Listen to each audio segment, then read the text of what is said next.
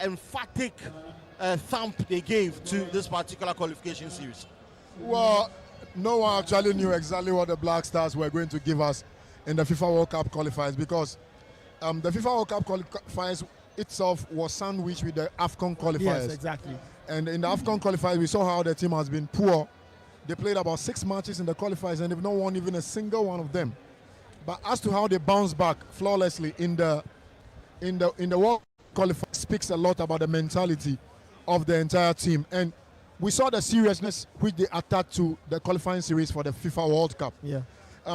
The last time they played was against what's the name? Central African Republic. Yeah. We can't remember the last time the Black Stars played in a qualifier and put 5 past their opponent. Well, they did that against Chad here. Yeah, yes, let's Chad.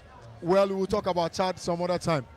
I'm talking about away from home. Yes. We can't actually remember the last time we did that, but we saw how they stepped out there in Morocco and they got the job done. Actually, we have a matter of a draw here this evening.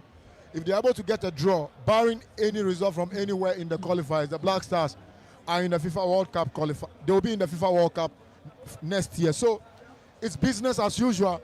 It's a big game. It's a big day. If you look at the atmosphere building up around the stadium and inside the stadium, no one will tell you that today is a big day for the country and for the Black Stars themselves. Yeah.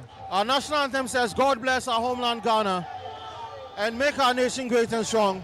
And the atmosphere here, like Blackgate said, has showed people who believe their nation is blessed with a national team that will make them proud. But Nathan Kwao, you look at the trajectory on which this Black Stars team has been, the personnel, etc.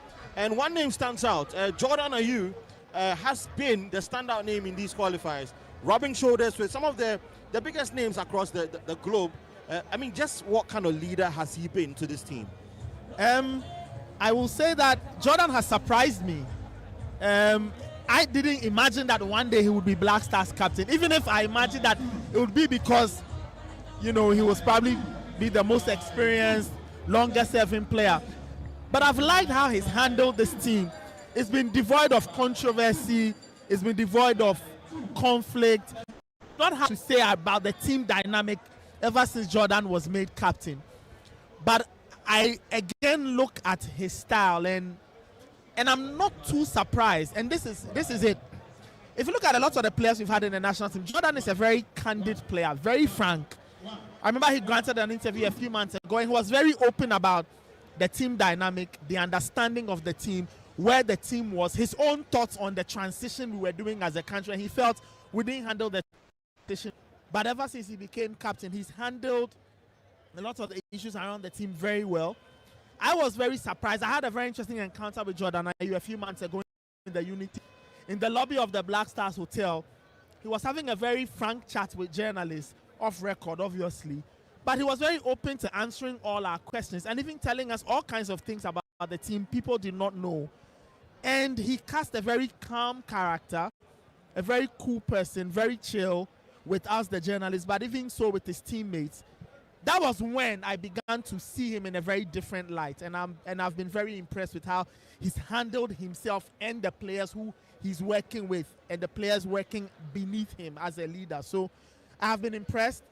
Long may this very calm air around the team continue, because if you are captain, the last thing you want is to have a lot of controversy around the team, right? And in his time, with a lot of the talk around factions and groups and cliques and clans, we've not really heard that. I'm not saying they don't exist or they do exist, but what you want is to have a team that doesn't have a lot of those narratives around it. And Jordan, as captain, and in his time, I think a lot of good work has been done by him to ensure that those conversations are not mainstream. It's about this team scoring goals, this team getting points, this team qualifying to the World Cup. So I think that that gives his tenure in my books a lot of high ratings. The tough days will come because they are going to a World Cup. And those times are the times where you need your captain, right, to guide the team through those very difficult times, because the World Cup will be difficult. Whether we like it or not, we will take on countries in football. And we will need him to lead the team, not only on the pitch, but just to give them the psychological guidance, how to navigate those environments. So we will see what bigger tests, what the World Cup will throw at the team, but so far it's been good handling of the team by Jordan Ayew. Mr. Blackgate, Nathan, per what he says, knows we're already in USA, Canada, and Mexico. I mean, barring there's any 90 minutes yes, left. barring Hopefully any nothing crazy unforeseen happens. circumstances, barring anybody scoring 9 goals or more. But he spoke about the personnel as well. Now you look across this Black Stars team. To you, do you think we have the personnel to navigate some of the toughest tests in global football? Absolutely. You have to believe so, because some of our players are playing in some of the best leagues across Europe. You look at Abdul Fattah Issahaku, ever since he returned from his ACL injury, he has been very brilliant for Leicester City in the Championship, scoring bangers week in, week out, creating assists. You look at Antoine Semenyo. Since April, he has been the highest goal scorer in the English Premier League in terms of goals and assists. And this season, we've seen what he has done. Prior to he joining the camp, we saw how he basically helped them to beat Fulham with 2 goals and then 1 assist. You look at Mohamed Kudus. Basically, he has become the main man for Tottenham Hotspur ever since he walked through the door from West Ham United. And you look at Jordan himself popping up with assists and goals here and there for Leicester City. You look at Lenza Dajiku, ever since he moved to Moscow, he has been decent for them. You look at Jerome Opoku in the Turkish league, he has been... Yeah. So, if you look at the team, in terms of quality, we have the quality. You might be tempted to pitch them against Michael Essien and Sule Muntari's Stephen Appiah squad era. Yes, they were playing for the Grade A teams across Europe. But these players are not playing for, quote-unquote, the Champions League teams dotted around Europe. But they are playing in the top European leagues. And they are not bench warmers. They are starters in their respective clubs. And if you have players that play like that, they can gel. They've been playing together. This crop of players have been playing for the past 3 years.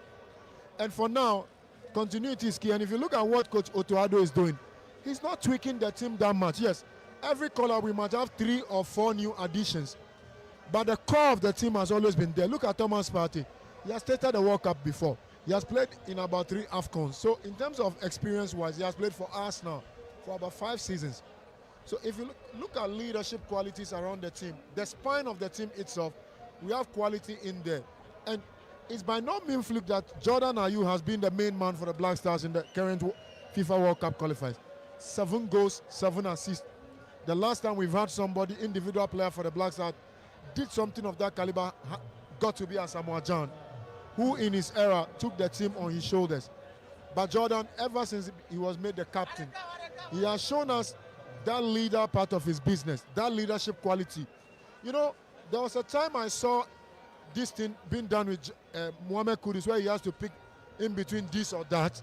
They asked him in that particular quiz, Andre Ayew or Jordan? He said Jordan. So that means even before Jordan was made the captain of the team. Is it probably not because of familiarity? So probably because of familiarity or the kind of relationship he had with them in the Black Stars. So Jordan, I think he has been made the Black Stars captain at the right time. The longest serving player.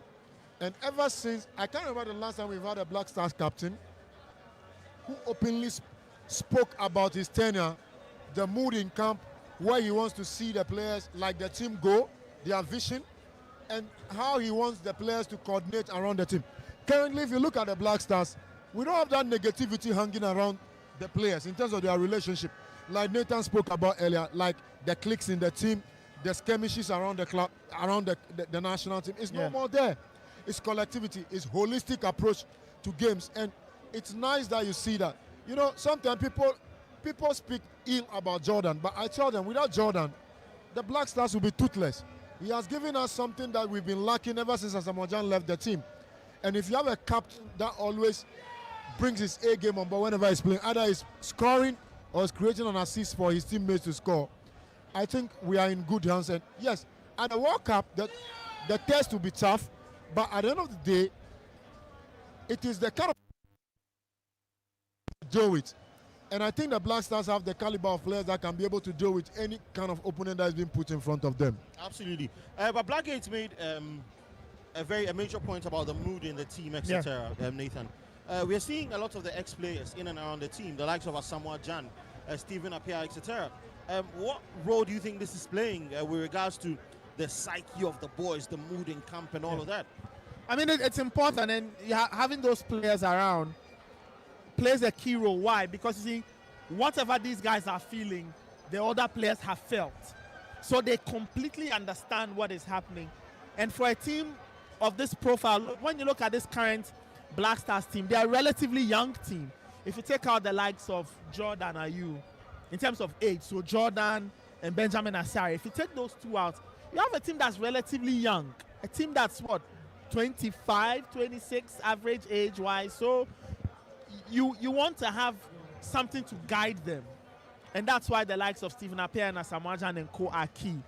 And it's also important because a lot of these guys saw the likes of Asamoah Gyan and Stephen Appiah in their pomp when they were qualifying for the 2006 World Cup. So there's a certain connection. And these guys have a reverence for these players who are older. So it's good. I'm happy that you have these guys in positions around the team. So Stephen Appiah is on the management committee. Asamoah Gyan is around in this very unofficial capacity. But be that as it may, I'm happy to see that they can offer guidance, offer support. They understand the players. The players can relate to them. And once you have players who can find a certain sense of familiarity and somebody they can relate to, they are relaxed. They feel okay. They can deliver. They know that they have a lot of support and backing and all of that. So I'm happy that these players are around, and we need to have a lot more of them around the team in either very official capacities or unofficial capacities, but all in a bid to create a certain good atmosphere and a certain good aura around the team, right? And you need that. You need that for a team that is young, and for a team that is growing. You need to have these players around to serve as guides, to serve as inspirations, to be able to just guide them through whatever motions and emotions they may be experiencing as a squad that's trying to grow together.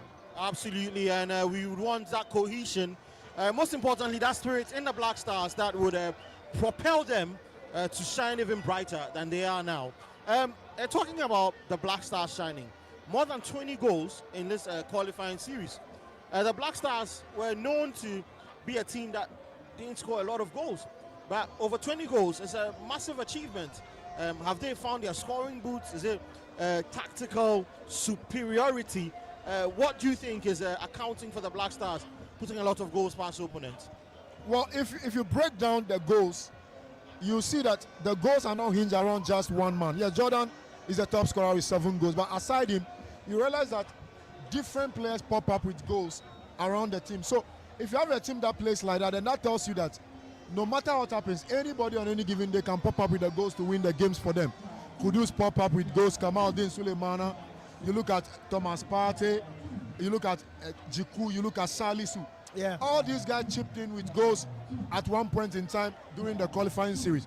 Unlike in the past where you can tell that Asamoah Gyan was going to score about 60% of the goals, probably Christian Achu of blessed memory, or maybe Michael Essien or Sulali Muntari. But when you look at this caliber of players, the strength of this team basically lies, the team thrives on the wings. Because we have explosive wingers that pops up with goals at any time, and then the midfielders as well.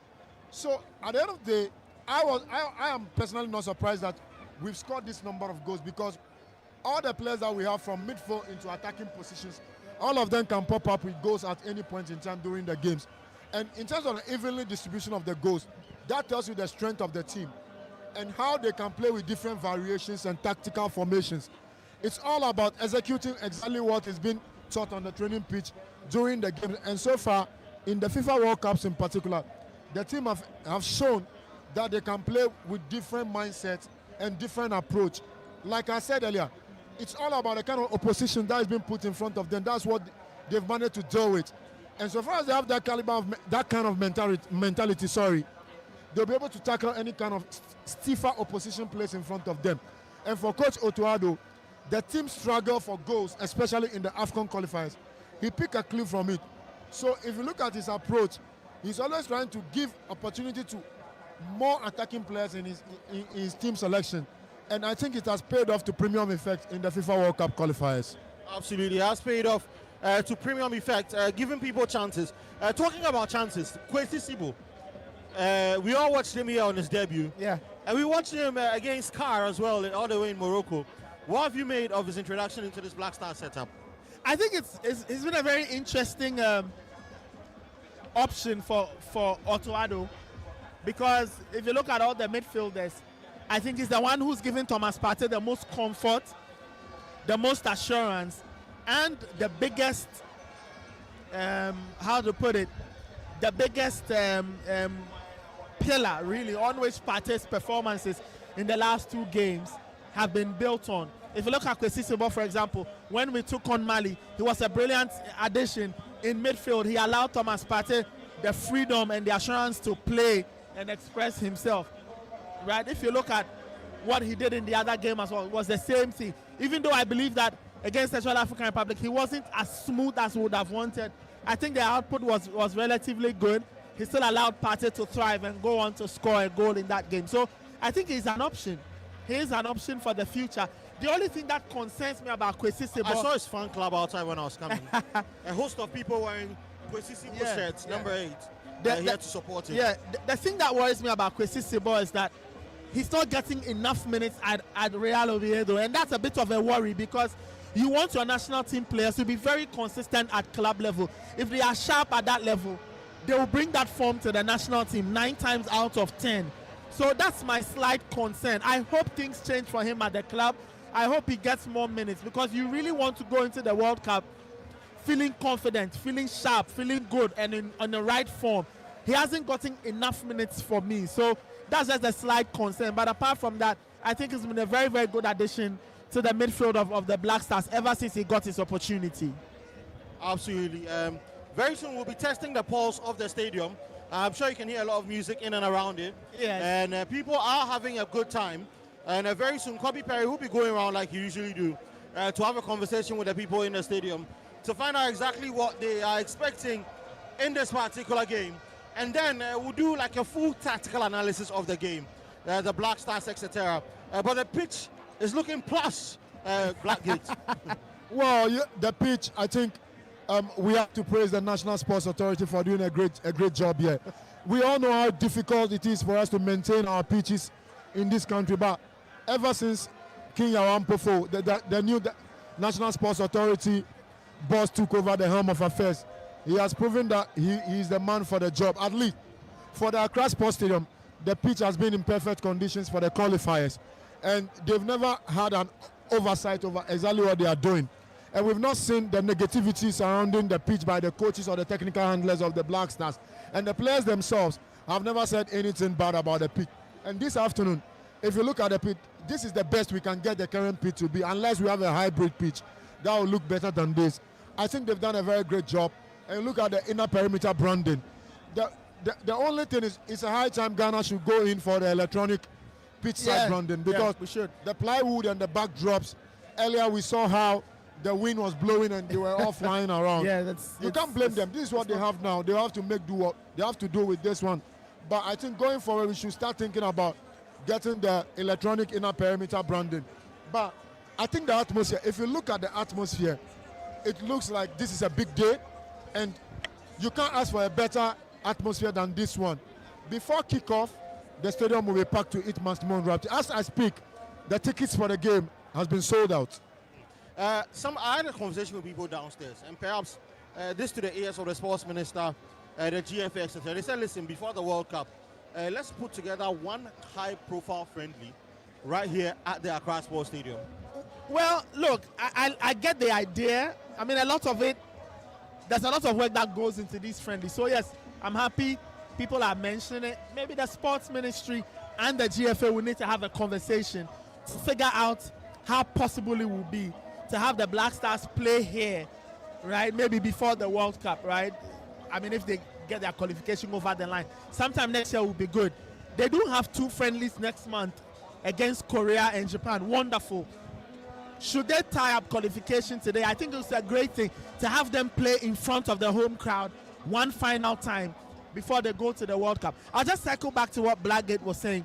And it is true. Look, the Accra Sports Stadium, as things stand, long term, I don't know how far in the future it will be, but I think this stadium needs to change, right? Some people talk about reconstruction. I'm all in favor. We need this world class, world standard to look like anything you find globally.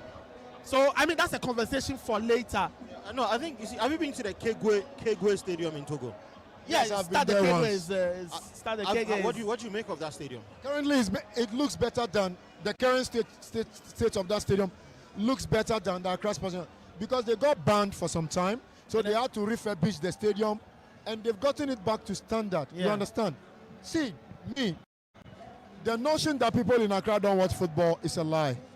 We've seen in the FIFA World Cup qualifiers, the Accra fans have turned out for the Black Stars anytime they play in front of them. If it is that we have to go somewhere else, bring down the entire stadium down, build it from scratch like what they've done in Dakar, Senegal, like what the Egyptians have done at the Cairo International Stadium, the FMB Stadium, like Stade Félix Houphouët-Boigny in Ivory Coast. You look at even Burkina Faso, they've refurbished the stadium, you understand? Mali itself. So if that would take us to get the stadium back to stand, at least it should be an all-round roof in Accra. This is the cathedral of Ghana football. Like the way every country has a symbol, a symbolic stadium that they are identified with. No matter what we do, if Ghana is going to host a major competition, the home venue will never be taken to Kumasi. Absolutely. It will have to be in Accra. So we have to maybe refurbish Kumasi, break the stadium down in Accra, and rebuild it from scratch. And just talking about that, we need a lot of the grounds to be up to standard. Look, just this week, Asante Kotoko were dealt a big blow by CAF. They couldn't or they can't play Comfort Cup games here. The games have to be brought to Accra. We need to get all the stadiums to be at a certain standard so we can spread matches around, right? So Kotoko can play in Kumasi, the Black Stars can play in Accra. We can even take games to Cape Coast and Tamale. Esipon is in a very sorry state. Yeah, and you know that the architectural outlook of those stadia are modern, but they are dilapidated. I mean, Esipon, Tamale, modern architecture, Cape Coast, but they are in very poor shape. Very terrible shape. I mean, imagine taking this game to Cape Coast or the games to Esipon. Blackgate spoke about Mali. Mali have got options now. They can move the games around. So we need to think about that. I say long term, but I revise my notes. Medium term, we need to really think about that. We look if this venue, the Accra Sports Stadium, has to be pulled down. Let it be done. Kumasi said, let us ensure that the grounds are up to the required global standards. We cannot be doing this dance with CAF every time we are trying to find a venue, or with FIFA. No, it cannot happen. We need to get these grounds to be global standard grounds where it's all round. Floodlights are working. The pitch is in pristine condition. So you remember the last time we were here, we went to the washroom and Nathan Kwa was about to open the tap. Eustace Niakwe stood behind and was laughing. He was asking me that why they have water. Yeah. Well, it's funny, but it's not funny actually. No, it isn't. You know, I went to the AFCON in Cote d'Ivoire, and the kind of facilities that the Ivorians used, you'll be marveled by it. The washrooms, the hospitality. Like, you look at the stands, the quality of the seats, like the music, the sound, the way it sinks in. You will love to go back to experience something of that nature.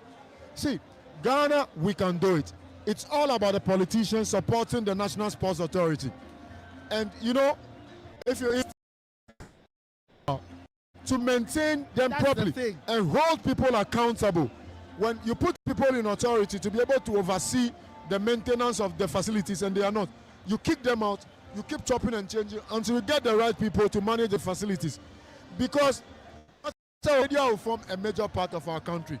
Make no mistake, no matter what we do, the Black Stars will play, the junior teams will play. Yeah. We've got to converge at the stadium. That is true. The sports forms part of our daily life until we all die someday. So politics is there. Politics comes once every 4 years. Football is an everyday, every week thing. Sports is an everyday, every week thing. We have athletics, we have boxing, we have football, we have volleyball, we have hockey, we have lawn tennis. All are being played in the various stadia. So we've got to change our mindset and get our stadia, like Nathan was saying earlier, to the world standard. It's changing.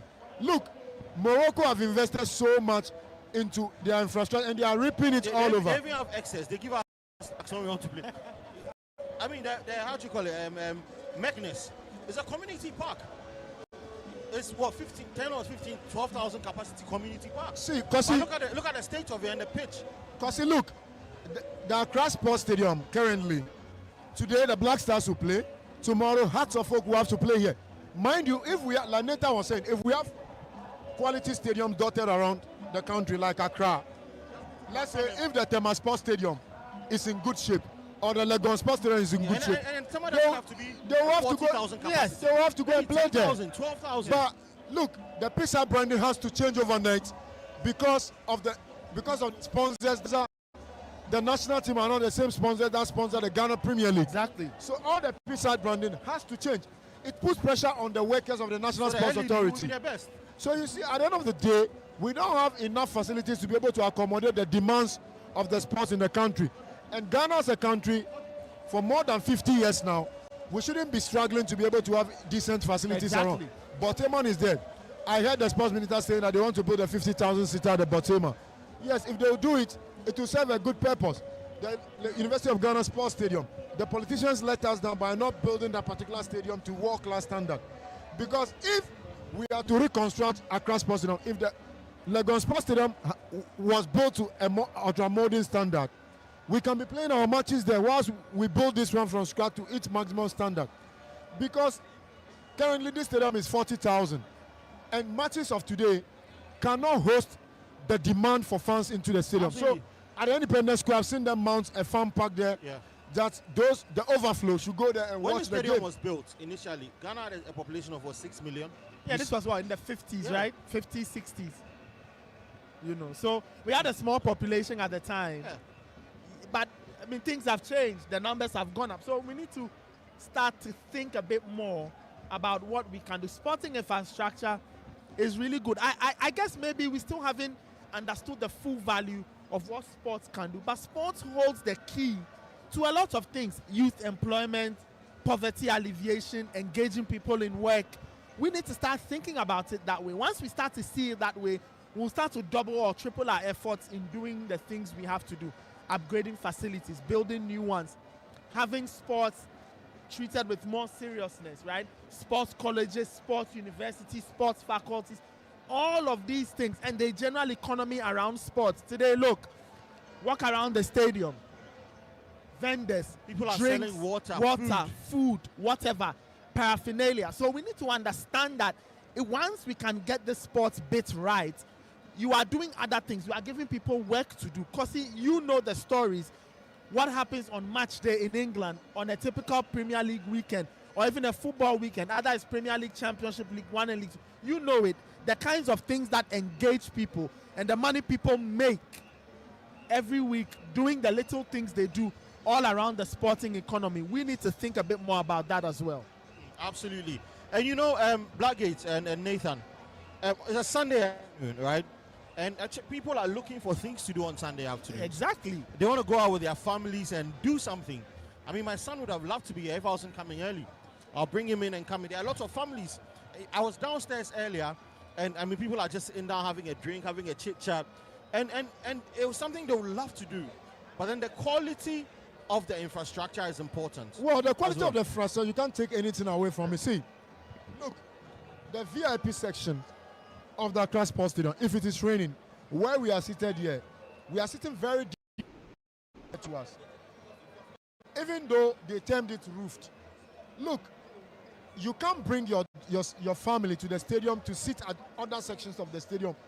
The seats are made of plastic stuff. It will be extremely hot under the harsh climatic conditions. You can't put your family under it. Where are the other sections of the stadium? If it is raining right now, you'll be soaked with the rain. So it's got to be brought back, like built to ultra modern standard. The roofing has to be spot on. We went to Qatar. You've gone to FMB Stadium in South Africa. You've gone to the Ivorians they used to host. It's an all-round roof. So it protects you. It gives you that outing ambient. It gives you that friendly nature.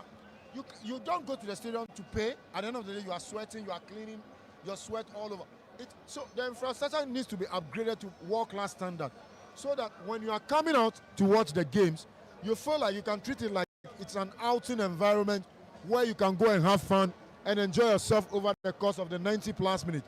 Sometimes you don't even want to go because the match day hospitality is being synchronized with good music, good food, good ambient, and friendly environment devoid of hooliganism and all those kind of stuff.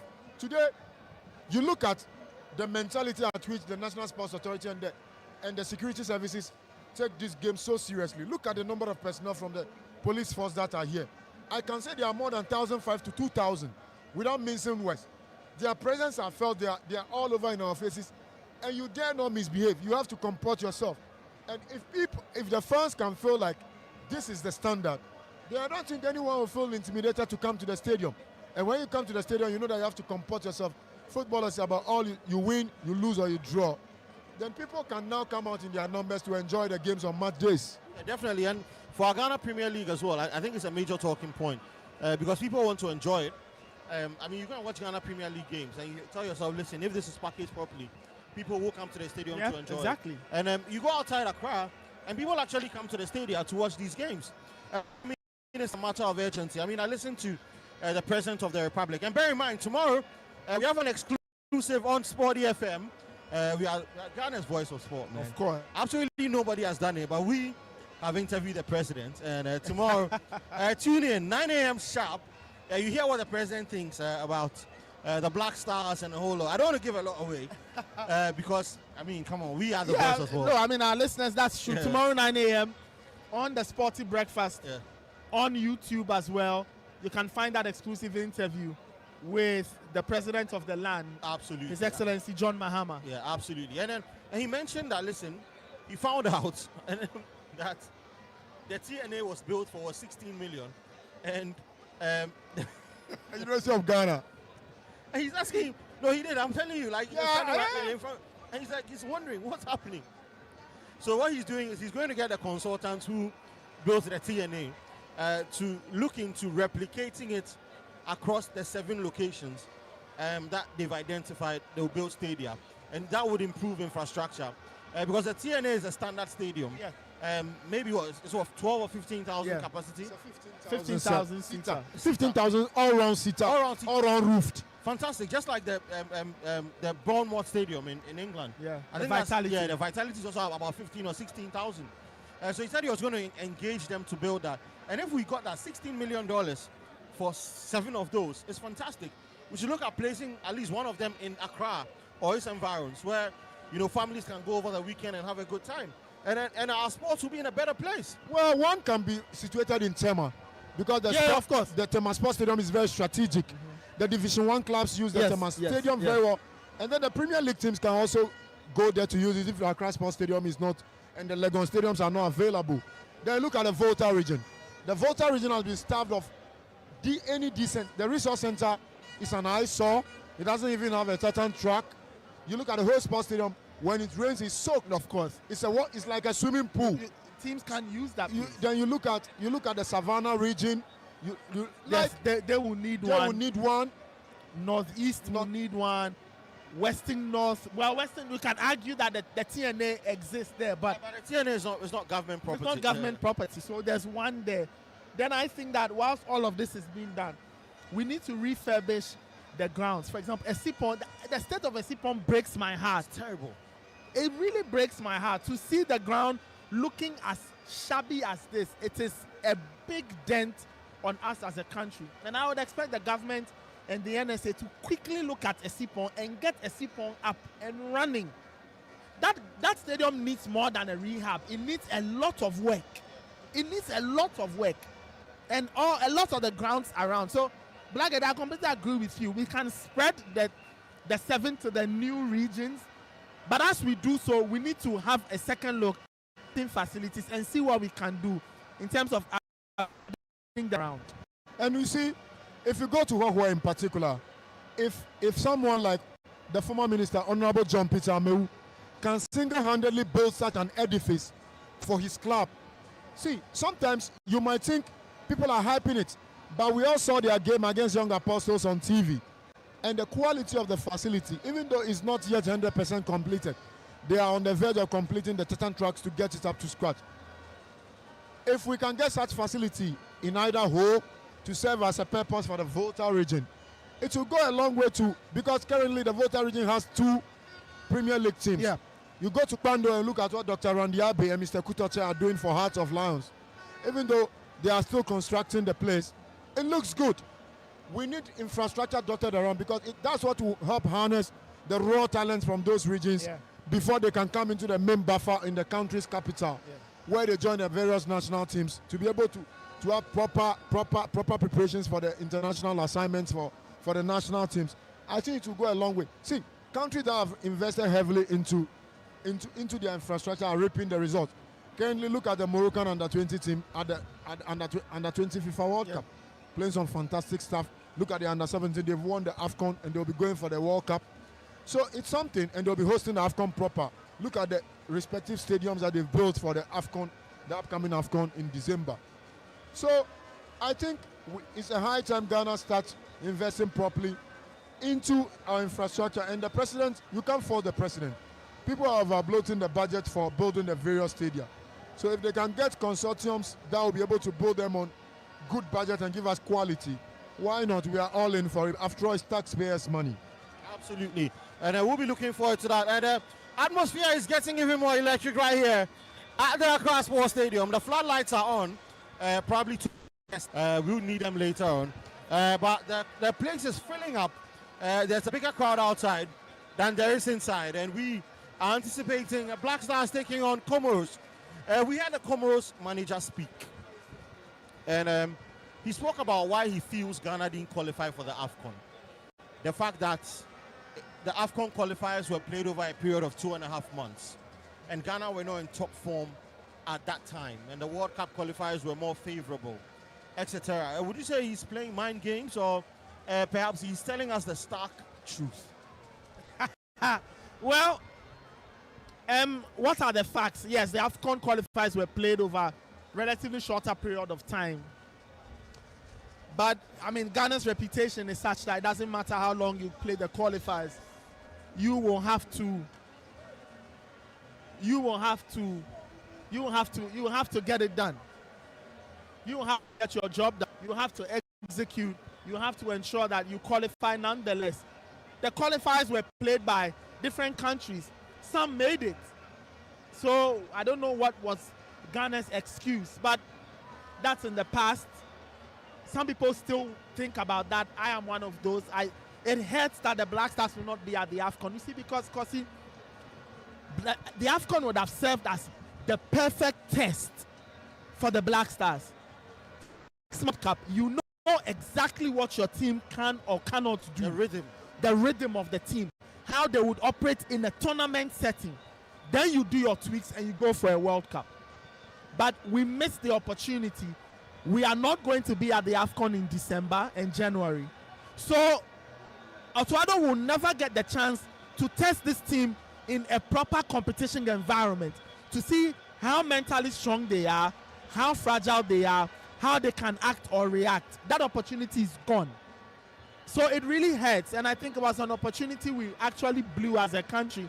And going forward, we need to recognize some of these things, but that's to the side. I guess they may have learned their lesson, and maybe that kind of corroborates what the what the Comoros coach said about the Black Stars not being in good form in those qualifiers. Today they get to hopefully complete the job, and he will get to see whether or not he will be vindicated. But I think the Black Stars come into this game in brilliant form, in good shape. They know what they must do, and hopefully they should do that for us tonight. In exactly 1 hour, 56 minutes. We'll be hoping that they do that for us. But Charlie, the last time we met Comoros, we all know what happened. Revenge on the cards, or perhaps the Black Stars should completely erase that from their psyche. Well, I think if there is any team that the Black Stars would love to beat and beat properly, it's got to be Comoros, because in recent memory, Comoros has been a thorn in the flesh of the Black Stars. They succeeded in kicking us out of the AFCON in Cameroon. They managed to beat us. They are the only team to beat us in the FIFA World Cup qualifiers. Yes, exactly. They beat us by 1-0, and that cost Chris Hughton his job. Yes, I remember. But if you look at the Black Stars, they love to finish well here at Accra Sports Stadium, because they've given Ghanaians some horrible moments here where they lost in the AFCON qualifier, the last game of the AFCON qualifier to Niger, yeah. of all teams here. See, make no mistake, in terms of mathematically, the Black Stars haven't qualified. They will not like to do anything that will bring back the toxic environment that has been around the team for some time. They've managed to play themselves back into the good books of Ghanaians. And they'll love to finish on a high note. And they will not dream about doing it against any other team than Comoros, because Comoros has been a thorn in their flesh. And they'll love to beat them and beat them well. I've seen them play against Central African Republic. And if you look at the presser, the way the players speak, and the way they carry themselves, they don't look like they are ready to take this game lightly. They are not even ready to settle for a draw. They are here to play well, like they are going for all the 3 points, and they would love to finish the World Cup qualifiers on a strong note.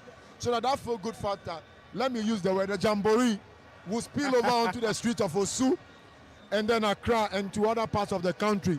Because it's 7 o'clock p.m. and every single Ghanaian will be locked up behind their TV or inside this stadium to show their maximum support behind the boys. And the boys know exactly what is at stake. These are games that make and unmake you. And they would love to stake a claim for their qualification bonuses. Absolutely, they would like to stake a claim, and they don't want to take the money home just like that. They want Ghanaians to be ecstatic, and that is what is happening right here at the Accra Sports Stadium. The crowd is thickening, and I can see the supporters union today. I think somebody listened to advice. They are behind the goalpost, where they will make the most impact, and they are drumming and dancing. The Jama is thickening. In a little over an hour and 50 minutes, the die will be cast. The players will be making their way onto the pitch for what will be Ghana's final hurrah en route USA, Mexico, or they say Mexico, innit? Mexico and Canada. Otto Addo would have to take his flowers, definitely, wouldn't he? Well, yeah, I mean, in terms of how he's guided the team through the World Cup qualifiers, yes, you have to give him credit. I say this. Okay, let me put it this. He's quite fortunate to have had the second opportunity. If, for example, he coached a team like Senegal, Cote d'Ivoire, Egypt, South Africa, Morocco, there was no way he was getting a second opportunity. He made an argument and he was kept, and he has shown that he can help the team make the World Cup. It doesn't erase the failure of not making an AFCON, no. It doesn't at all, because, as I said, the AFCON would have been the greatest way to test this team ahead of the World Cup. But that opportunity is gone. So he gets a chance. He's guided the team to this point where they are 1 point away at least in terms of making the World Cup. So yes, you have to give him credit. You have to look at the work he's put in, because what we saw in the World Cup qualifiers was a direct opposite to what we saw in the AFCON qualifiers. So something must have changed at a point. And so he deserves credit in terms of guiding the team. Changed. A very expensive technical team. Well, yeah. With Schaefer, a former winner of the AFCON with Cameroon. So if you look at Otto Addo, I think in recent memory, he's the one that the GFA has basically supported in every single department. Exactly. You look at Mr. Perguy, the psychologist. Look, I'm yet to see the last time that we've had a proper backroom staff for the Black Stars like the current one that we have. Are you saying it's unfair to the other guys? They've been unfair to Chris Hutton in particular. Or Tiki Akono. Tiki Akono, Matra Makwe. All those kind of sound bites, you understand? But he has been supported properly. And the GFA has proven that they are bent on making him succeed at the helm of affairs for the Black Stars. But, Kosi, if you look at the atmosphere, the way it is built, look, the fans are making their way into the stands and it's filling up very finely. And you have the feeling that it's going to be a special night here at Accra Sports Stadium under the floodlights. And these are the moments that we for our players, where you feel like the entire country converge together. And there's one thing about the Accra crowd and Ghanaians in particular. Whenever Ghanaians come together, converge together, support the team together under one umbrella, opponents find it extremely difficult to get a better result against Ghana. I was in this stadium in recent memory when we hosted the All-African Games, the final, where Ghana played against Uganda. Yeah. Look, the stadium was packed to its maximum raptures. And that was one of the finest days at this stadium in my eyes. right from the blast of the national anthem, throughout the entire 90 minutes, the fans supported the team throughout, and they won the game for them that day. So, in the World Cup qualifier, we saw how the Accra fans turn out. Anytime the Black Stars play there, and the players have turned out for the fans. Today feels like a special day, and I feel like we will have something spectacular here in front of unfold before our eyes here at Accra Sports Stadium this evening. Absolutely, we'll have something spectacular unfold, and we are waiting for that moment where the whistle will blow for that game to kick off. It's Ghana Comoros right here at the Accra Sports Stadium, and all the action will be live on Sporty FM. We are your voice of sports. But I mean, you spoke about the friendlies next month, Japan and Korea. We should be expanding our tentacles to get a lot more friendlies, maybe one against South American opposition, etc. Even our own African opposition. Considering the fact that we are not going to the AFCON, I mean, the GFA has a matter of urgency. Should give us a lineup, shouldn't they? Well, they should. I guess these first two will be maybe the start of potentially a lot more. As I said, trying to work these friendlies out can sometimes be complicated because it's not necessarily, I mean, sometimes the associations will put them together. Sometimes you need an agent who bring two teams together and all. So it's not as straightforward as you would imagine. But I agree with you on the fact that we do need a lot more of these friendlies. The World Cup will be played in the middle of next year. Between now and then, we need to see a lot more friendlies. We need to see action in different circumstances against different opponents, just to see what it would look like or what the team will look like. That, again, I keep stressing this. The AFCON was an opportunity missed. No, you see, no preparation is bigger than preparing in a competition setting. Imagine if Ghana made the AFCON. You are there, you test yourself. You tend to see the strengths and weaknesses of the team. 6 months to a World Cup, it would have been the perfect way to get ready. But the friendlies will have to do for now. So in addition to the two next month against Korea and Japan, I'm expecting the GFA to line up a lot more European teams, South American teams, maybe African teams, but different ways of testing the team and different ways of seeing different opponents, different styles, how you react, your pluses and negatives, and then you get ready for the World Cup in June and July. I wouldn't bet to differ with you, because if you look at what you were saying about the quality of the friendlies, definitely, yeah, because they've got to be spot on. That's true. We have to play quality friendlies, yeah, high-profile friendlies. In the past, we used to play England. We played Brazil.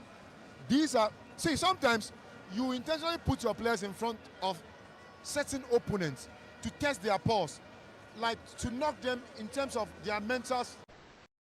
But you don't organize low-profile friendlies where they can just be beating the team. Sometimes you've got to lose to feel like the other part of the coin. Yeah. So that the players can feel like, hey, where we think we are going, actually we need to step up to the next level where we can rub shoulders with the big boys.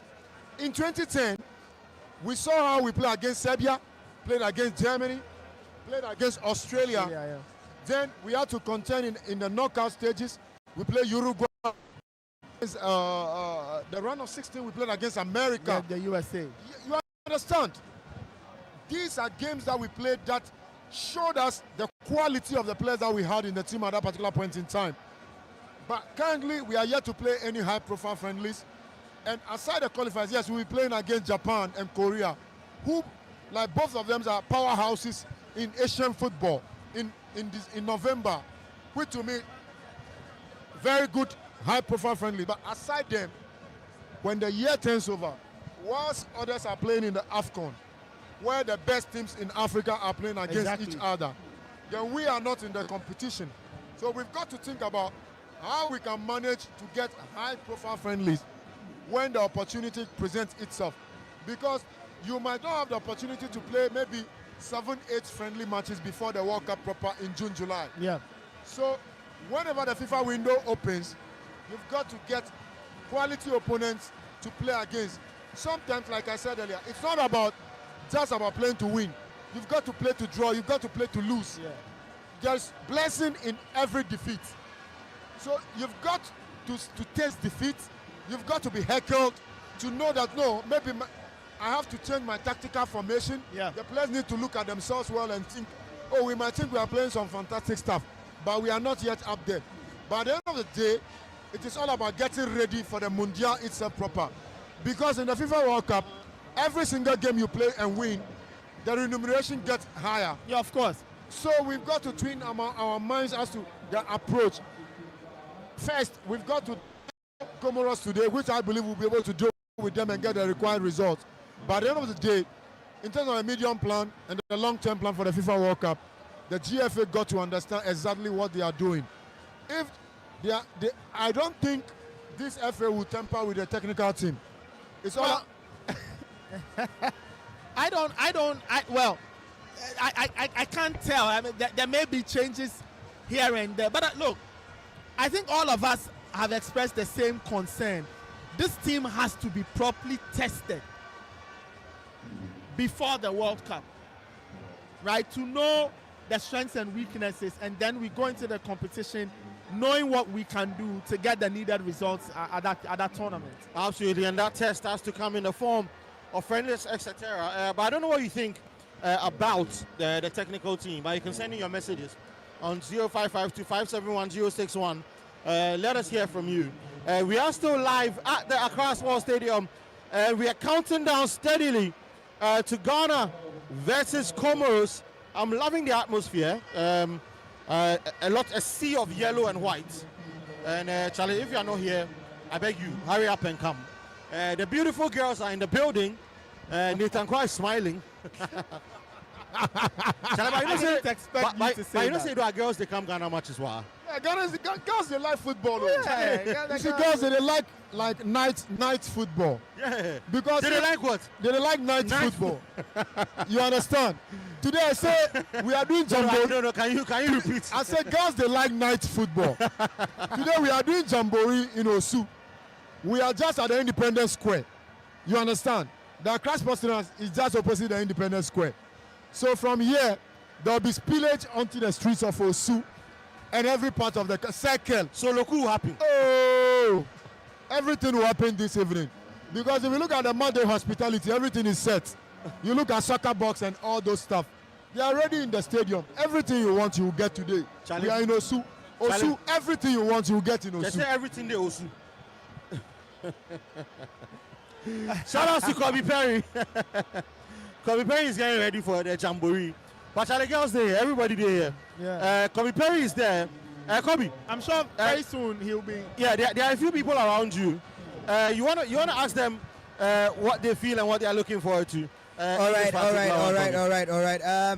The atmosphere is packed, it's charged. I have a few people around me. I'd like to get their thoughts. Hello, sir. Yeah, hello. It looks like everybody's in a very, very lively mood. What are your expectations for the game? Oh, I believe the Black Star is going to win today, definitely, because I think Comoros has done a lot to us, and we believe this is our comeback. Yeah. You have a revenge against Comoros, huh? I call it comeback. Yes, that's what I call it. So it's been 4 meetings between Comoros and Ghana. 2 wins for Comoros, 1 win for Ghana, and a draw. Do you look forward to having a thrilling win, a very dominant win over Comoros tonight?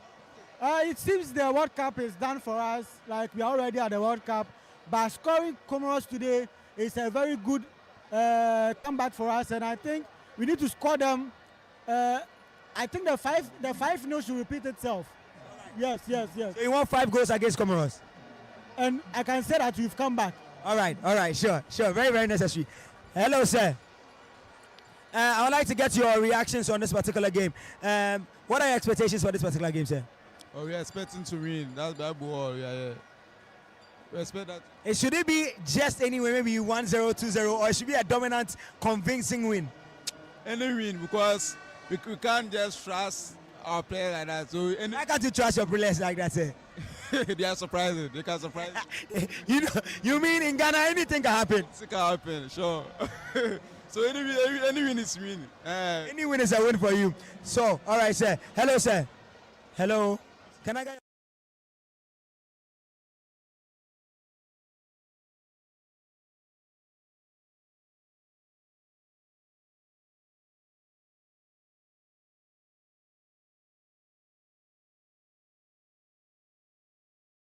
Comoros has done enough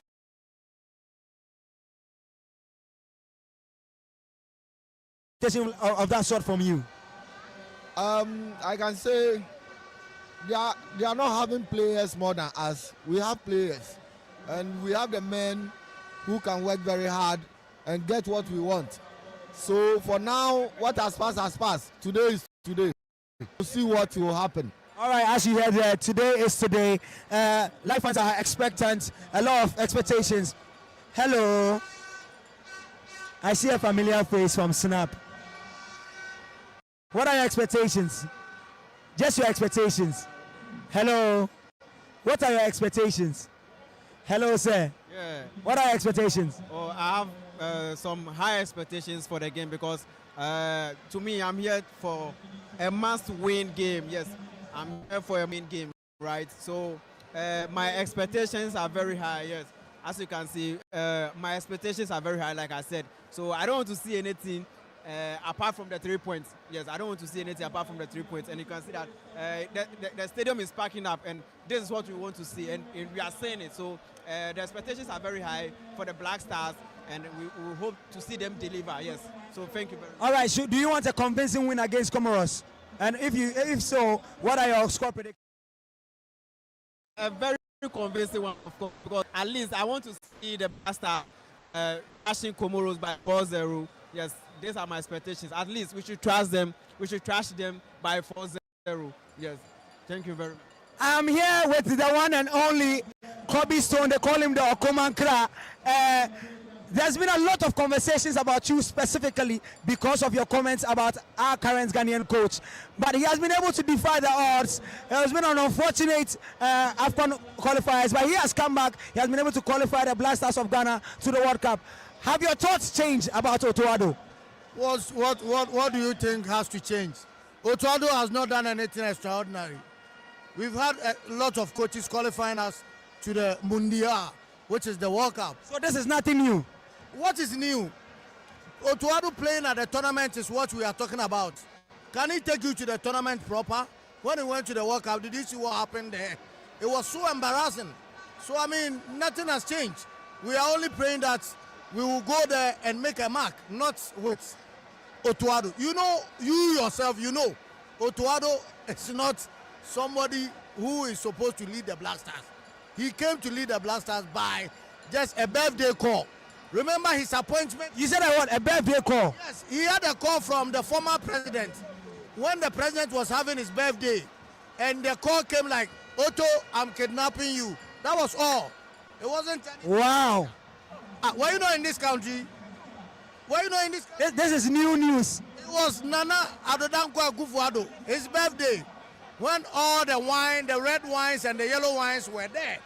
So it was during the birthday, Nana picked the phone and he was like, Otto, I'm kidnapping you. That was all. Otuado has not done anything extraordinary.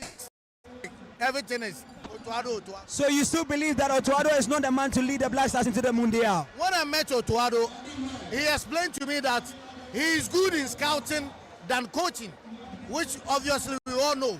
Look at the players he's been calling.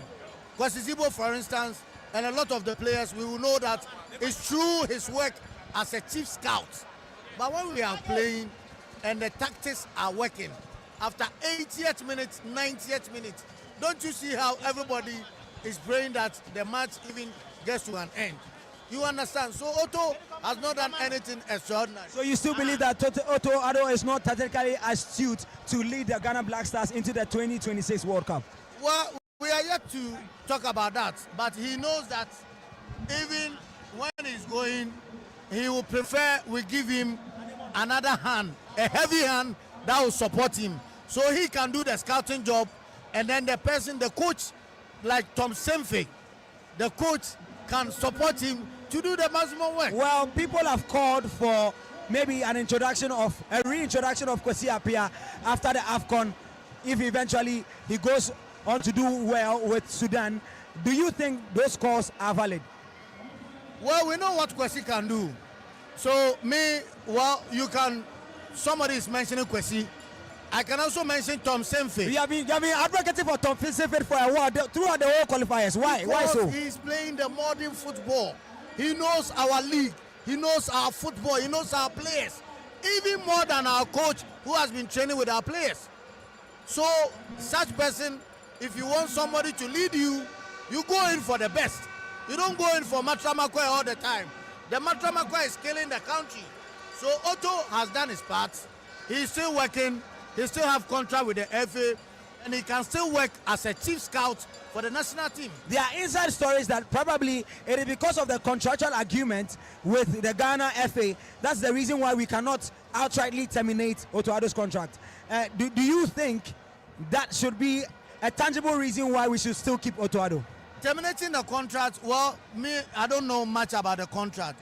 And I won't even ask them to terminate the contract. Now, you can reassign him, just like we have been doing all the time. Ghanaian coaches, they will assign. Otto Addo can still work with the Black Stars as a chief scout. He will still do the scout, just like he was doing for Kwesi Appiah way back. So, to terminate the contract, I will not go for that.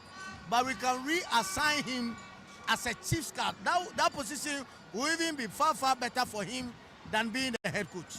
Well, there are thoughts, there are sayings that Watermai Dukovic qualified us and he took us to the World Cup. Dimitar,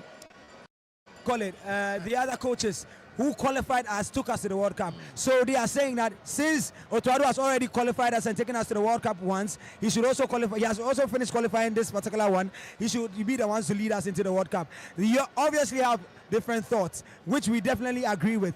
But with this particular squad, do you think that regardless of Otto Addo being the head of the team, we can still prevail and go out of the qualifying the group stages and into the qualifying stages of the World Cup? Let me give you a typical example. The inclusion of the Hasselhoff goalkeeper, who is now our number one goalkeeper, Benjamin Asari, it's not from Otto Addo. He knows it. It was through the supporters, the chanting of the supporters on the day when they warned him that Atizigi was bench Atizigi and use this small boy or this young man or this local player. That was where everything started from. And look at the guy, he has proven it. Yes. Another example is Kwesi Zibo. When he came in, actually didn't get the initial call up. Absolutely. And look at this guy. There are lots of players. I can give you so many examples. There are lots of players that when we, the fans, or we, the pundits, are talking about, that is when Otto Addo even gets the nod to say, let me call this player. So Otto Addo has not done anything different. He has not done anything extraordinary. Nobody should even talk about Otto Addo. We qualified as a nation that we deserve to qualify because we have the players, we have the best materials, we have the likes of Kwesi Zibo somewhere that we don't even know. We have the likes of Benjamin Asari somewhere that we don't even know. And the coach himself is not even ready to call them. So it's not about Otto Addo. It's about Ghana. We've qualified. Otto Addo can still be reassigned as a chief scout and support the team. But people would have varying views that when the team fails, we seem to blame Otto Addo. But when the team is succeeding, we say we should not give credit to Otto Addo. People will have varying views on that. He doesn't deserve any credit. He knows Otto Addo doesn't deserve any credit. That should be quite unfair. What credit? Tell me. Well, he has qualified your team into the Mundial. My friend, I'm saying that Otto Addo's second coming was by a birthday call. And that person, I'm sure, will have a different thought now. So, my buddy, let's move on. Otto. We don't have to talk about Otto Addo at this very moment. All right, sir. Stone or Kumankra, giving his thoughts about Otto Addo. Thank you very much. All right, sir. Just your expectations for the match, sir. Just your expectations. We are winning 4-0. 4-0. Yeah, against Why Comoros. that particular scoreline? Because the type of play we had in our previous match shows that we are going to win by 4-0. Okay.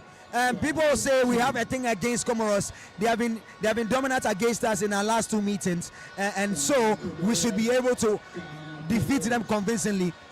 What players are you looking out for in this particular game? I would go in for the selection that played the previous game. We should use the same lineup against Central Africa. With the exception of maybe Semenyo starting at the number 9 and they're moving Jordan to the left. Jordan to the left. Yeah. All right. Thank you very much, sir. Thank you. So those are some of the thoughts. Those are some of the thoughts coming from very, very expectant. This is still Sporty 106.1. We are active at the stadium. We're still taking views and thoughts. We're still taking views and thoughts from such expectant fans. Hello, sir. Can I get your views and thoughts? What are your expectations in this particular match, sir? As a sports partner All at Sika FM, 89.5 in Kumasi, Ghana, we have done all the job at Morocco. All right.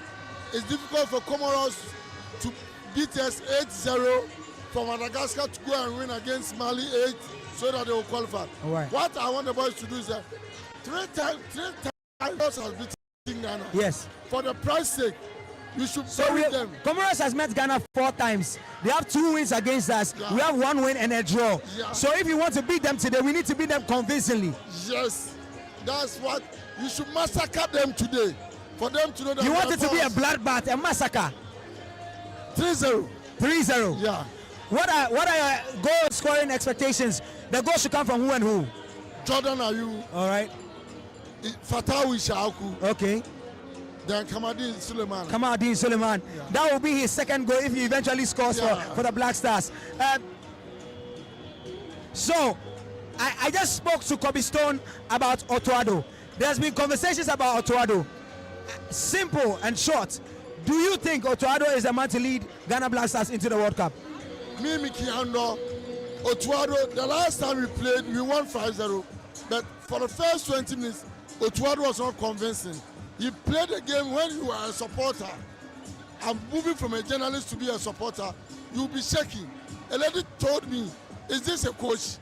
If Otuado wants to take us to the World Cup in 2026, he should make it today. We see the hand of Otuado in this game. All right. Thank you very much. We should see the hand of Otuado in this game. Hello, sir. Hello. Please, your expectations for this particular game. I'm expecting the Black Stars to come out gun blazing. Okay. I'm expecting them to make sure the records are well settled, because Comoros is not a club or a nation that when it comes to head-to-head meeting with the Black Stars, they should have superior head-to-head meeting. Yes. So as a matter of fact, the Black Stars are enticed to make sure that per record's sake, we have to make sure we trash them, and we have to make sure we certify our instances for the World Cup. And on Otuado, I think Ghana should make a bold decision. Every club, every country in Africa that made a bold appointment, that brought out astute manager, you can see them flourishing. On ours, we've qualified, but we are not convinced per our technical leader. So I think that Ghana should make a bold decision, should go in and make sure that they bring in an astute technical man that will lead the nation, just like Morocco. Walid Rodrigo has, there's no issue of him not going for the World Cup, because he has proven that he is the man for the job. And got a coach like that. What coach like that? Who's your best pick if Otuado is out of the way? It will be very difficult, because you have to scan across the continent and across the globe to bring out the best manager for the nation. But as of now, I don't think Royce, the former man who took Zambia to the AFCON. The French national. Yes, that was coach Ghana. Yes, no, he's not available at the moment. He's not available. If he's not available, that's why I said we have to scan around the globe and the continent to bring out the best. There has been suggestions that we should wait for Kwesi Appiah to finish the AFCON with Sudan, and maybe we can re-invite him into the Black Stars. No. We've passed our Kwesi Appiah stage. We need very astute technical man. People, a coach that is well established in football. He knows the modern trend of football. He will be able to orchestrate modern techniques into the Black Stars. That's what we want. We've passed through Kwesi Appiah stage. We need two technical men. All right. So as you can hear, the atmosphere is charged. The Black Star players are making their way. As you can see, Brandon Thomas Asante Antoine Semenyo just walked onto the pitch, and that just brought some euphoria into the stadium. It's massive, it's crazy. The atmosphere is charged, it's packed here at Accra Sports Stadium. This is still Sport TFM 106.1. Thank you very much, sir. Thank you. Still taking some thoughts from my pundits. Hello, sir. Just your expectations for the match, sir. Your expectations. Just expectations, sir. All right. Hello, sir. Can I get your expectations for this particular game? We are expecting a good game, All right. a fantastic results. Sure. Already 1 hour of our food is in World Cup, and we need to conclude well and make it a happy day for Ghana. All right. Sir, and a good game for Ghana.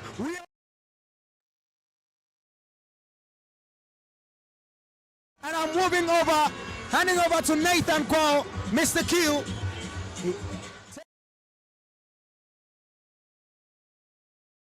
Perry was in the crowd getting some reaction to those who have gathered here.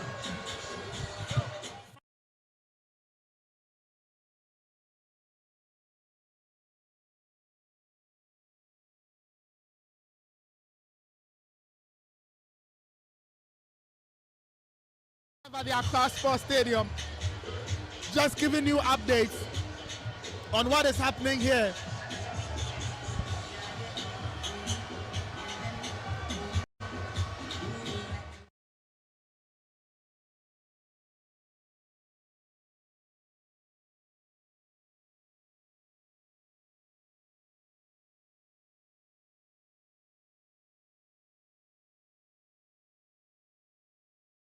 Another level when they saw the Black Stars players coming out to walk on the pitch. Well, you know, the fans are proving that they are here for the Black Stars. Initially, it was the Comoros guys that stepped onto the pitch. Then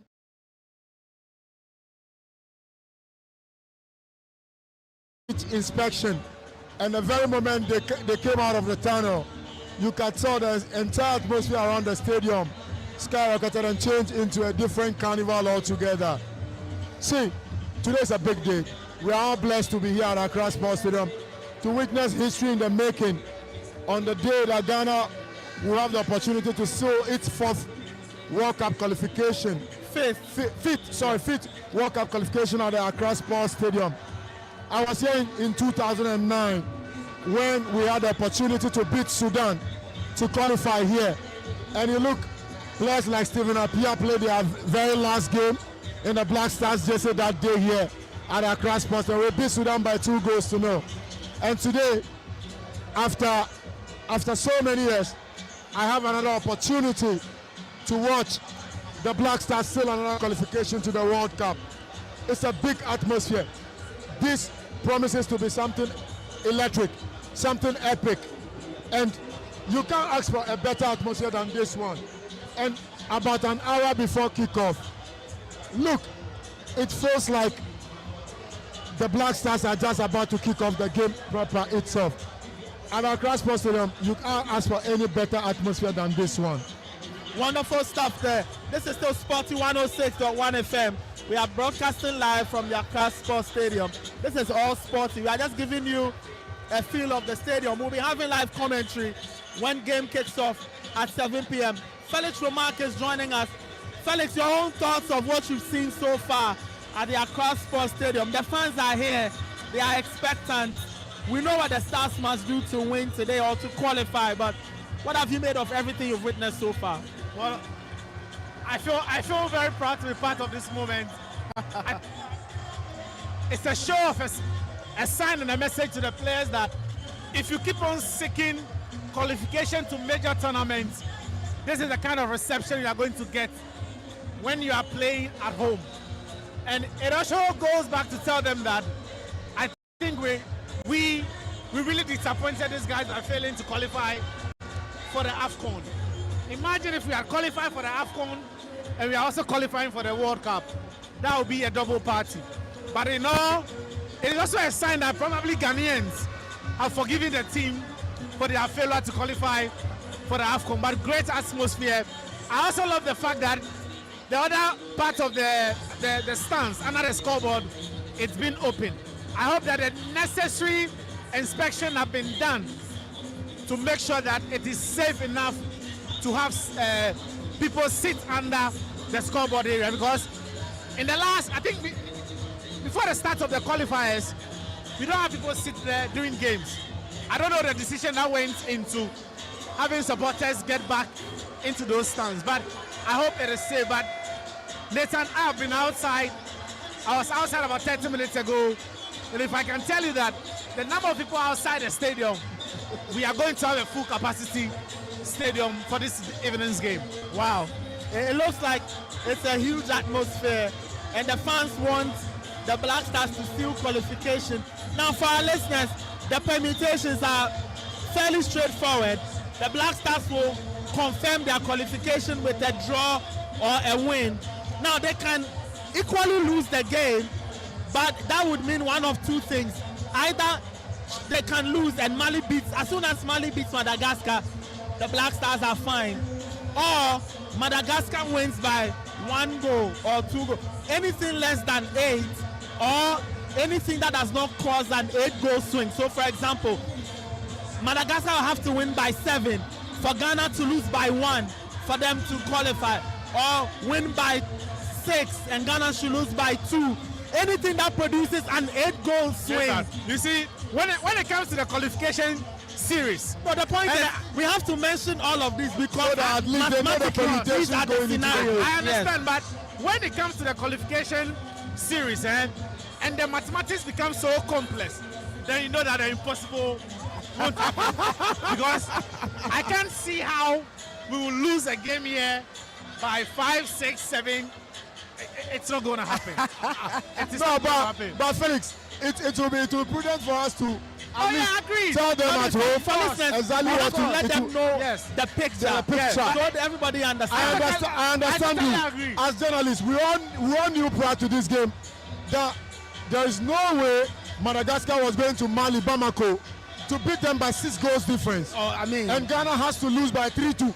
Comoros here, not this current Black Stars. Like you were saying earlier, see, majority of Ghanaians have gone past the failure of the team to qualify to the AFCON. We've seen how they've turned out to support the Black Stars here. See, the Nigerians have qualified to the AFCON, but they are hurting that they are not going to the World Cup. With all due respect to the AFCON, Ghanaians will always take qualification to the World Cup ahead of the AFCON.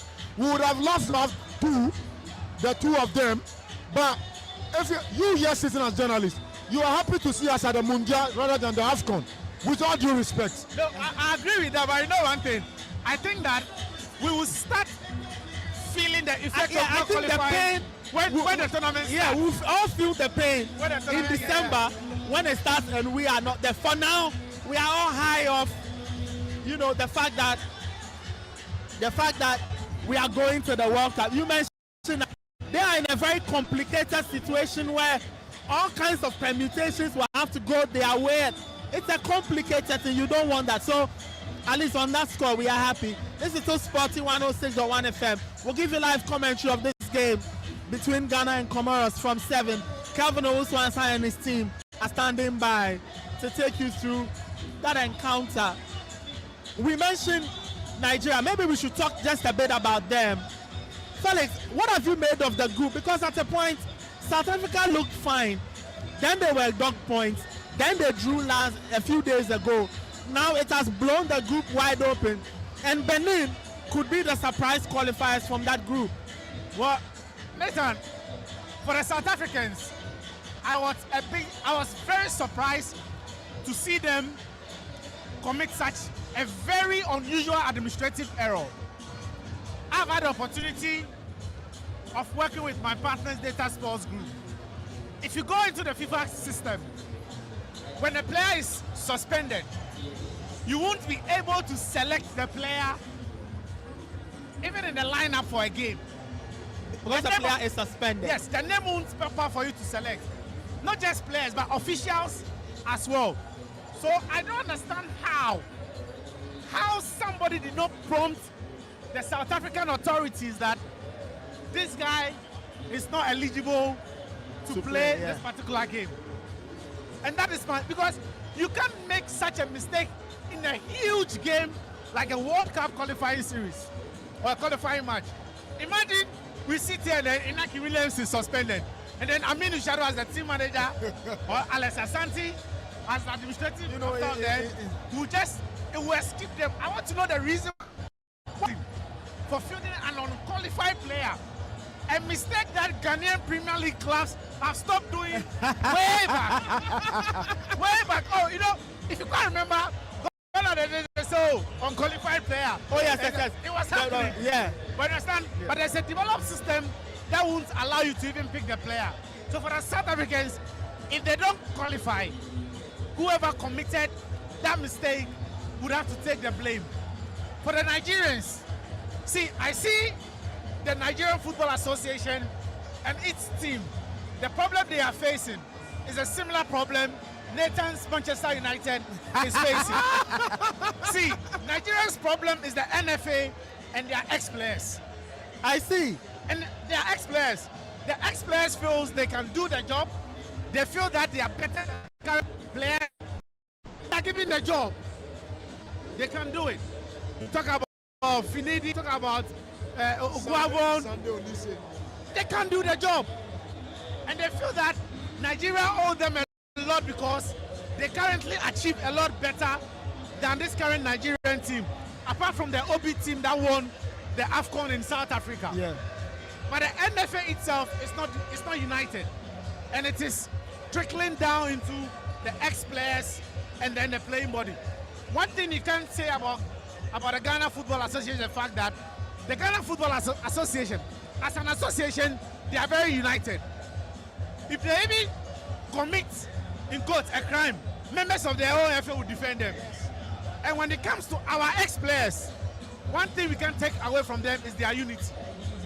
You understand? The only thing is, with our players, there's been games where they haven't shown commitment. Yeah. Like the game against Chad. They were playing that game as if they were playing the Monday Stars at their usual Adringano. Yeah. You understand? So Nigeria has a very, very huge problem. And I think that for them, if you have an expanded World Cup of 48 teams and there is no Nigeria, it saddens me. Because Nathan, the African countries, apart from Morocco, who went into the semis in the last World Cup, it has always been West African countries that go to the World Cup and make an impression. Cameroon in 1990, Ghana, Senegal in Japan, Korea in 2002. Senegal, Japan, Korea. They even made the quarterfinals. They lost to Turkey. Yeah. So you are right. West African. That's why I would have loved, aside the banter, I would have loved to see Nigeria going to the World Cup as well. Well, I don't know how Blackgate, assuming South Africa do not qualify, that would be something else. Yes, I've seen Benny McCarthy granted an interview, and he said there should be huge ramifications as to those who committed that unforgivable blunder. Like Felix was saying, as to who has spot that in the system, because you have to be alerted. Administrative-wise, the SAFA president Danny Jordan should be kicking himself. When was the last time South Africa qualified directly into the World Cup? Yeah. That was 2002 in Japan, Korea. Yeah. From 2006, they were not at the Mundial. 2010, they qualified because they were the host. Yeah. 2014, no show. 2018, no show. 2022, no show. And now they've bounced back. Everything seems working so like they were cruising. Nigeria were basically out. Benin were struggling to cope with their pace. Then this blunder that they committed is now coming back to haunt them. See, we are not giving Benin the credit they deserve. Yeah. For Benin to be in group with Nigeria and South Africa and heading into the last day of the competition with their destiny in their own hands. Yes. And Nigeria has proven that they have found of bottling qualifications on the last day, even on their own home turf. And this coming game is even trickier because Gernot Raw, who used to coach them, is now coaching Benin. They got him kicked out because they said he wasn't playing the flamboyant football. Even though he was getting them the results, he was getting them to qualify to the World Cup and the AFCONs. Now they are here to pay. And I'm telling you, Nigerians themselves, if you monitor them, if you monitor the social media space, the fans are not convinced that they can even beat Benin convincingly. Because Nigeria, even for them to qualify, they will need South Africa not to win, and they will have to beat Benin not less than 2 or 3 goals. When was the last time Nigeria has beaten their opponent? Even Lesotho and Botswana, Nigeria struggled to beat them.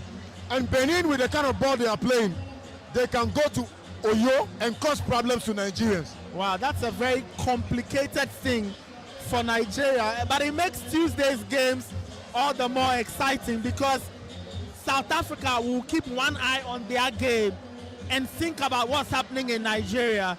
While the Nigerians will do the same, they think about their game and also think about what South Africa could be doing, because South Africa can equally win and possibly not make it. They could win and still make it. So, listen. You know what came to mind? You know what? So 1 minute before he comes in, if South Africa wins and Nigeria wins, South Africa qualifies. Okay, so I think we have to explain the dynamic to listeners. So if South Africa draws the hold game, on. Before, the point situation is what? Benin on 17, South Africa on 15, Nigeria on 14. All right. So the permutations goes like this. If South Africa draws and Benin Gets a draw. Benin will qualify. Obviously. If Nigeria wins and South Africa loses, Nigeria qualifies. So that moves Nigeria to 17 yes. points. But he will need Nigeria will need We need They need a goal to difference. score not less than 3 goals. So they will need to Benin by 3 clear goals To qualify. So 4-1, 3-0, 5-2, anything that gives them 3 goals. They will qualify. If Nigeria wins against Benin and South Africa wins their game, South Africa qualify. So it's an awkward group. And wow. Thank God Ghana does not find itself inside. See, Nigeria, they have to concentrate on their game as well as concentrate on what is happening at the Moses Mabhida Sports Stadium. I don't think that will even be a problem for them, because if they are not able to even qualify, they might be looking for points that will guarantee them as one of the 4th, 2nd place teams that will get into the. But Felix, that journey is long. No, but that is and tedious. You see, that is one of the reasons why they must win. Win. If everything in South Africa goes your way, fine. Even if the South African results don't go your way, you still have to win and hope that you might end up as one of the 4 best 2nd place teams, because there are equally good teams that have very good points, but they are not qualifying. Yeah. You understand? But aside that, you look at Nigeria and Benin are neighbors. Would you want South Africa to qualify to the World Cup ahead of your neighbor? And I'm sure that FIFA will have that in mind. The integrity of that game, of course, will be put to the test, because if you quite remember, when Ghana was in the same group with Nigeria and Liberia for the World Cup, Ghana went to Nigeria. Yeah. Liberia had beaten Ghana here. Yeah, 3-1. Nigeria needed to win against Ghana to qualify to the World Cup. Ghana had nothing to lose. We went into that game and lost 3-0. And at the end of that game, a Nigeria senator presented an amount of $20,000 to the Ghanaian team as a special thank you. And George, we are fought very let down by Ghana. Because if you look at that game, Ghana actually went into the with 90% local players from Hearts of Oak, Kumasi and Tikotoko. And we got beaten in Lagos mercilessly. Yeah. I think it was 3-0. 3-0, yeah. So I just hope that, and we all know the political tension between Nigeria and South Africa. I hope that doesn't come to play. But I think on the game itself, Benin will have the advantage because they have a manager who not long ago played with this Nigerian team. So he knows their weakness, he knows their strength. And I'm sure that will be a huge advantage for the Beninois. And for Benin, they are not under pressure. Of the course. pressure is It's only on on Nigeria. Wow, listeners, this is a crazy situation. It's a very complicated situation. And you know, the Nigerian fans can be as toxic more than the Ghanaian fans. They can be. See, if you've seen how they vandalize properties, even after we played that draw with them to qualify to the 2022 FIFA World Cup, they can be very awkward to deal with, and they can give the players a hell out of atmosphere for them to contend with. Yeah. See, like Felix was saying, Nigeria can decide in the last 10 minutes of that game. If South Africa is leading by 3-0, they can open the floodgates for Benin to beat them and then qualify. Integrity is very important. Of course, the integrity is important. We saw Cape Verde versus Libya. And currently, the Libyan Football Association are investigating the goal they conceded. Look, listeners, Tuesday will be a fun day because for the first time, 3 countries in a while, 3 countries Can qualify on the last can day. qualify, and all kinds of results will have an implication on everybody, and it will be crazy stuff on Tuesday. So keep your dials locked on Sporty FM. We'll guide you through that. You look at the Ivorian group as well. That's a close group. See, Gabon will be the biggest losers of this qualifying series. What Pierre-Emerick Aubameyang and his friends have done for Gabon, for Cote d'Ivoire to play in a World Cup qualifying series, played 9 games and are yet to concede a single goal, and then Gabon matching them match day after match day with 22 points and the Ivorians on 23 points. I think what Gabon have done, if they were to be in any other group, they were always going to qualify to the World Cup. Felix. That's the thing, you know, when you play Cote d'Ivoire, you have to look at this Ivorian team. They are a very interesting team. They are a very different team from the very stacked team they had decades ago or years ago. But somehow this team seems to know what to do when it comes to winning matches. They beat Seychelles, what was it, 5-0, 6-0. They've won some games 1-0. They won the last AFCON when we all didn't think they were going to win. So somehow they have the character and they have what it takes to execute. And I guess on final day, You know, I'm just going through the group, and Gabon is second in Group F. They have 22 points. Yeah. That is more points than already, the same point that's already qualified Algeria. Yeah. More points than Morocco. More points than Cape Verde. More points than Benin. More points than Senegal. More points than Ghana. Yeah. But they are not booking a ticket. but the Black Stars are on 22 now. Yes. Gabon are on 22. So this group, It is the one that will qualify more possibly will have about 20-21. But I mean, if it is Benin, Benin will be 20. 20, maximum of 20. So it tells you how good Gabon has been. But They could also miss out. But I Wow. think that for them, they are topping the second best place, group. So they will definitely look for a playoff spot. But it's a long journey. Let's find out who they are playing on final day, so that Gabon- it puts things into context.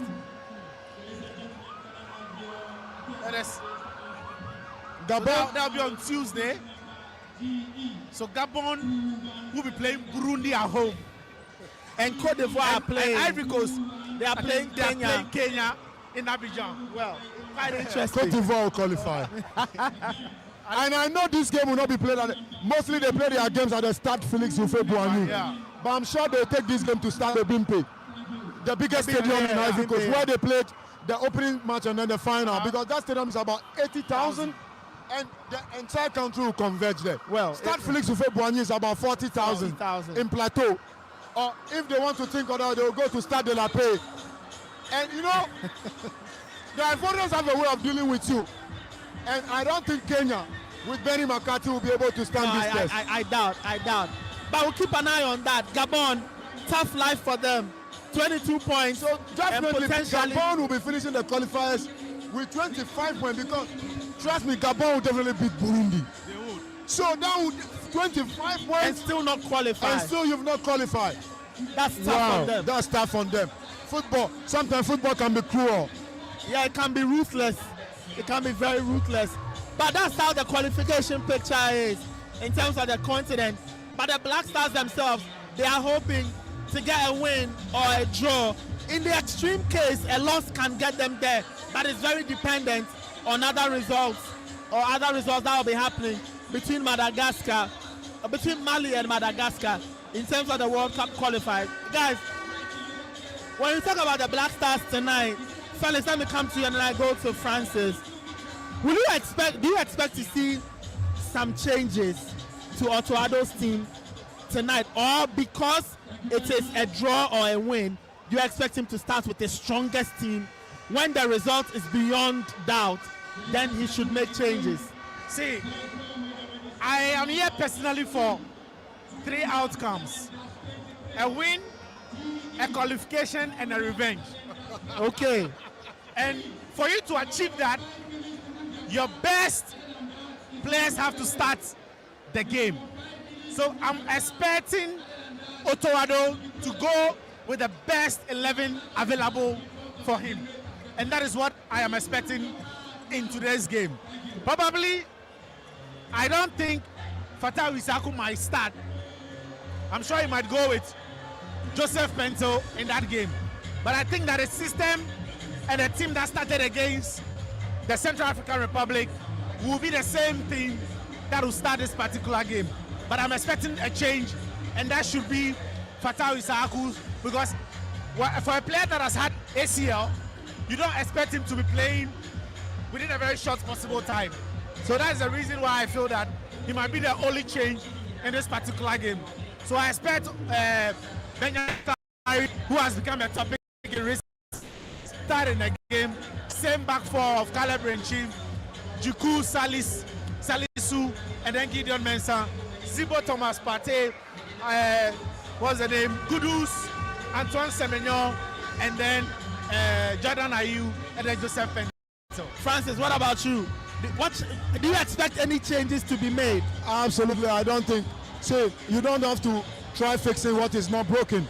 We saw the team play against Central African Republic, and I think if I'm to side with him, Kamaldeen Sulemana or Joseph Pento can start in place of Fatah Isaku, because he shouldn't be overburdened with a lot of minutes. He's just coming back from an ACL injury. But aside him, I think every other person should be starting 11. We've seen how Thomas Partey and Sibo have complemented each other well at the heart of our midfield. Jordan Ayew has been the main outlet of goals. Mohamed Kudus has been the star boy. And I think we need to continuity is key. We just need to continue from where we let off against Central African Republic and finish these qualifiers on a high note so that everybody will go home satisfied. See, I can't remember the last time I came to this stadium here in Accra 1 hour ahead of kickoff, and the Accra Sports Stadium is about 85% full. People are all seated around the stadium. That tells you the kind of atmosphere that we should expect here at Accra Sports Stadium, Felix. Yeah. Excellent. I'm super excited. And I can tell you there are more people outside. 35,000. The Accra Sports Stadium has a capacity of 40,000. 35,000 tickets were printed. But I can tell you for a fact, we are going to have close to around 38,000 watching this particular game. It will be full to its maximum capacity. Because already the media center is full. The media center above the capacity. It's beyond. See, if you look at the upper terrace of the entire stadium, is full. So now left with just the basement. And if you look at the number of people that are still making their way into the stadium, and if you look at the numbers outside the stadium, I pity the security forces today. They would have to be ruthless to be able to prevent people from entering the stadium. This stadium will be full to 40,000. We will never have an empty seat in this stadium prior to kickoff. During kickoff, the entire place will be packed up, and the Monday hospitality has been one of the best so far. This is still Sporty 106.1 FM. This is all Sporty. We are building up to the game involving the Black Stars and Comoros. Kickoff is at 7 p.m. Calvin Owusu and his team will be bringing us live commentary. We'll take you through that game. It's a very, very important game. The Black Stars need a win or a draw or even a loss in the most extreme case, provided other variables come into play to qualify for the 2026 World Cup. When you look around, the mobile phone lights are out. The mobile phone lights are out. People are taking pictures. The lights are out. The lights are dancing in the stands. See, later, wonderful stuff. Wonderful stuff. Absolute brilliant. This is a place to be. Thank God we have life to experience. Look, the fans are in for it. They are ready to enjoy the atmosphere. What an atmosphere here at Accra Sports Stadium. This is what we live for as journalists. This is what we live for as players. And look, we are 1 hour ahead of kickoff, Nathan. Just look at the atmosphere. We can't ask for a better atmosphere than this. It's unbelievable stuff. Unbelievable stuff there. Unbelievable. If you are not here, you are really, really missing out. It's just fun. Like, the lights are out and people are just using their cell phone lights to take the videos. I'm also taking mine. Wonderful stuff here at the Accra Sports Stadium. Brilliant stuff there. Guys, let's talk about one person who, now two people have been subject of a lot of conversation. One is the head coach, Otto Addo. The other is Benjamin Asare. Franz, let me start off with you. Where do we go, or what is next for Otto Addo? Some people think he should not lead the team to the World Cup. Some people think he should. Where do you stand on this? Well, I think Ghanaians haven't given Otto Addo that maximum respect that he deserves. This is a coach in our history who has succeeded. He's on the verge of qualifying today. And if he should do that, then that means the only coach in the history of Ghana football that has managed to qualify us to 2 FIFA World Cups. And people speak about him as he hasn't brought anything to the table. And I think they've been too tough on him. We've got to move away from the fact that we failed to look at the reception for Benjamin Asare. Look at that! Wow. Listeners, Benjamin Asare and the rest of the goalkeeping team have come onto the pitch. Fatal Dauda is leading them. And wow, the rockers here. The fans are excited. The fans are excited to see Benjamin Asare, popularly called SM. Before the game, I saw the haircut. He's going to engrave the letters SM into the hair. He's a huge Shatawale fan. He's part of the Shatta movement. And so they are taking a lot of the cheers from the fans who have come to watch them play. Well, Benjamin Asare deserves everything that he's getting currently. He has worked for this, and I'm so proud of him for what he has done for. He is a point of reference to every human being on this planet that keep working hard at the right time. Whatever you deserve will come to you. See, Benjamin Asare, even at the season that Great Olympics got relegated, kept the highest number of clean sheets in the Ghana Premier League, 16. He went to Hearts of Oak. He's now the club captain. That is a club that is more than 100 years old. And that tells you, this season, he has played 4 games, kept 4 clean sheets. For the Black Stars, he has considered in only one of the qualifiers that he has kept so far. That's against Chad. So this is a good goalkeeper. He is just walking in the same footsteps of his predecessors, Eben Dida, James Nano, Sami Ajay, who all of them themselves have mounted the goalpost for Accra Hearts of Oak. And he's a gun in particular. So if you look at what he has done so far, I think he, together with his coach Otto Addo, deserves all the platform. For Coach Otto Addo to have the guts to put him in post speaks a lot about the kind of confidence that he has in the young man. Wonderful stuff there. Felix, your own thoughts on Benjamin Asare? Yeah.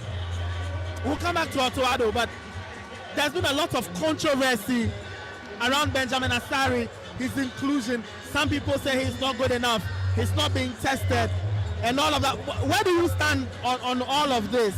Well, Nathan, if you look at the Black Stars, the only department that has always been available for somebody to stake a hold to has been the goalkeeping department.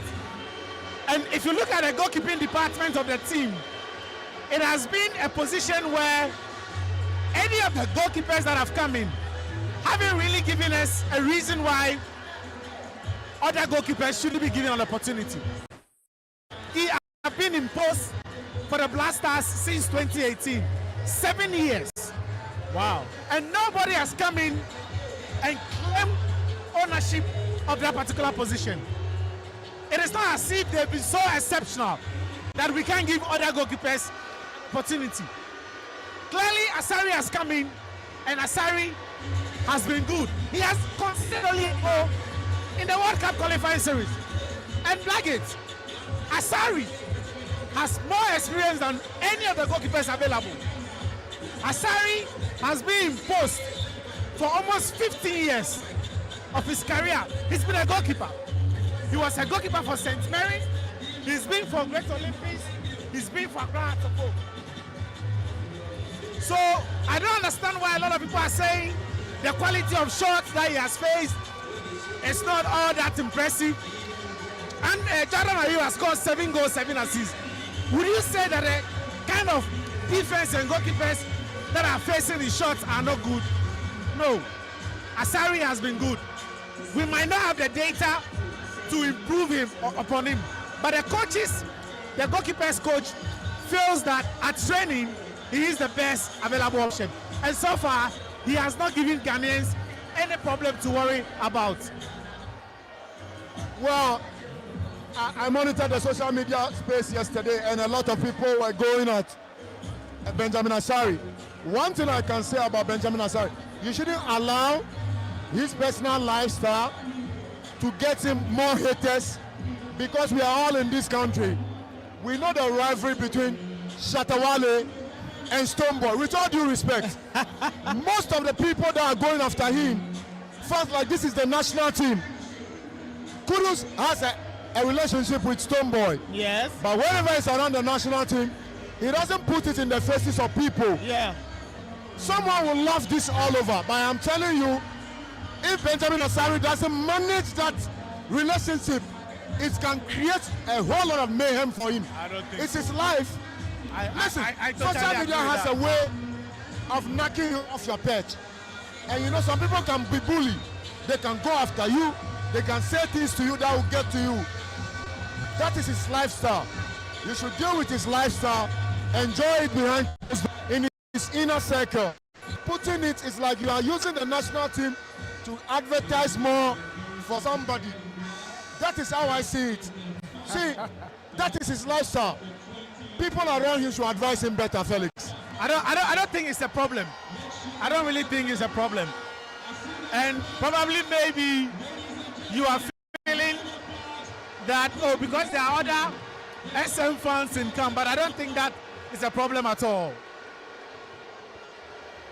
We are here for a revenge mission, Nathan. Yeah. And I think that see, about 2 days today, Usher met San Marino, gave them 10. 10, yeah.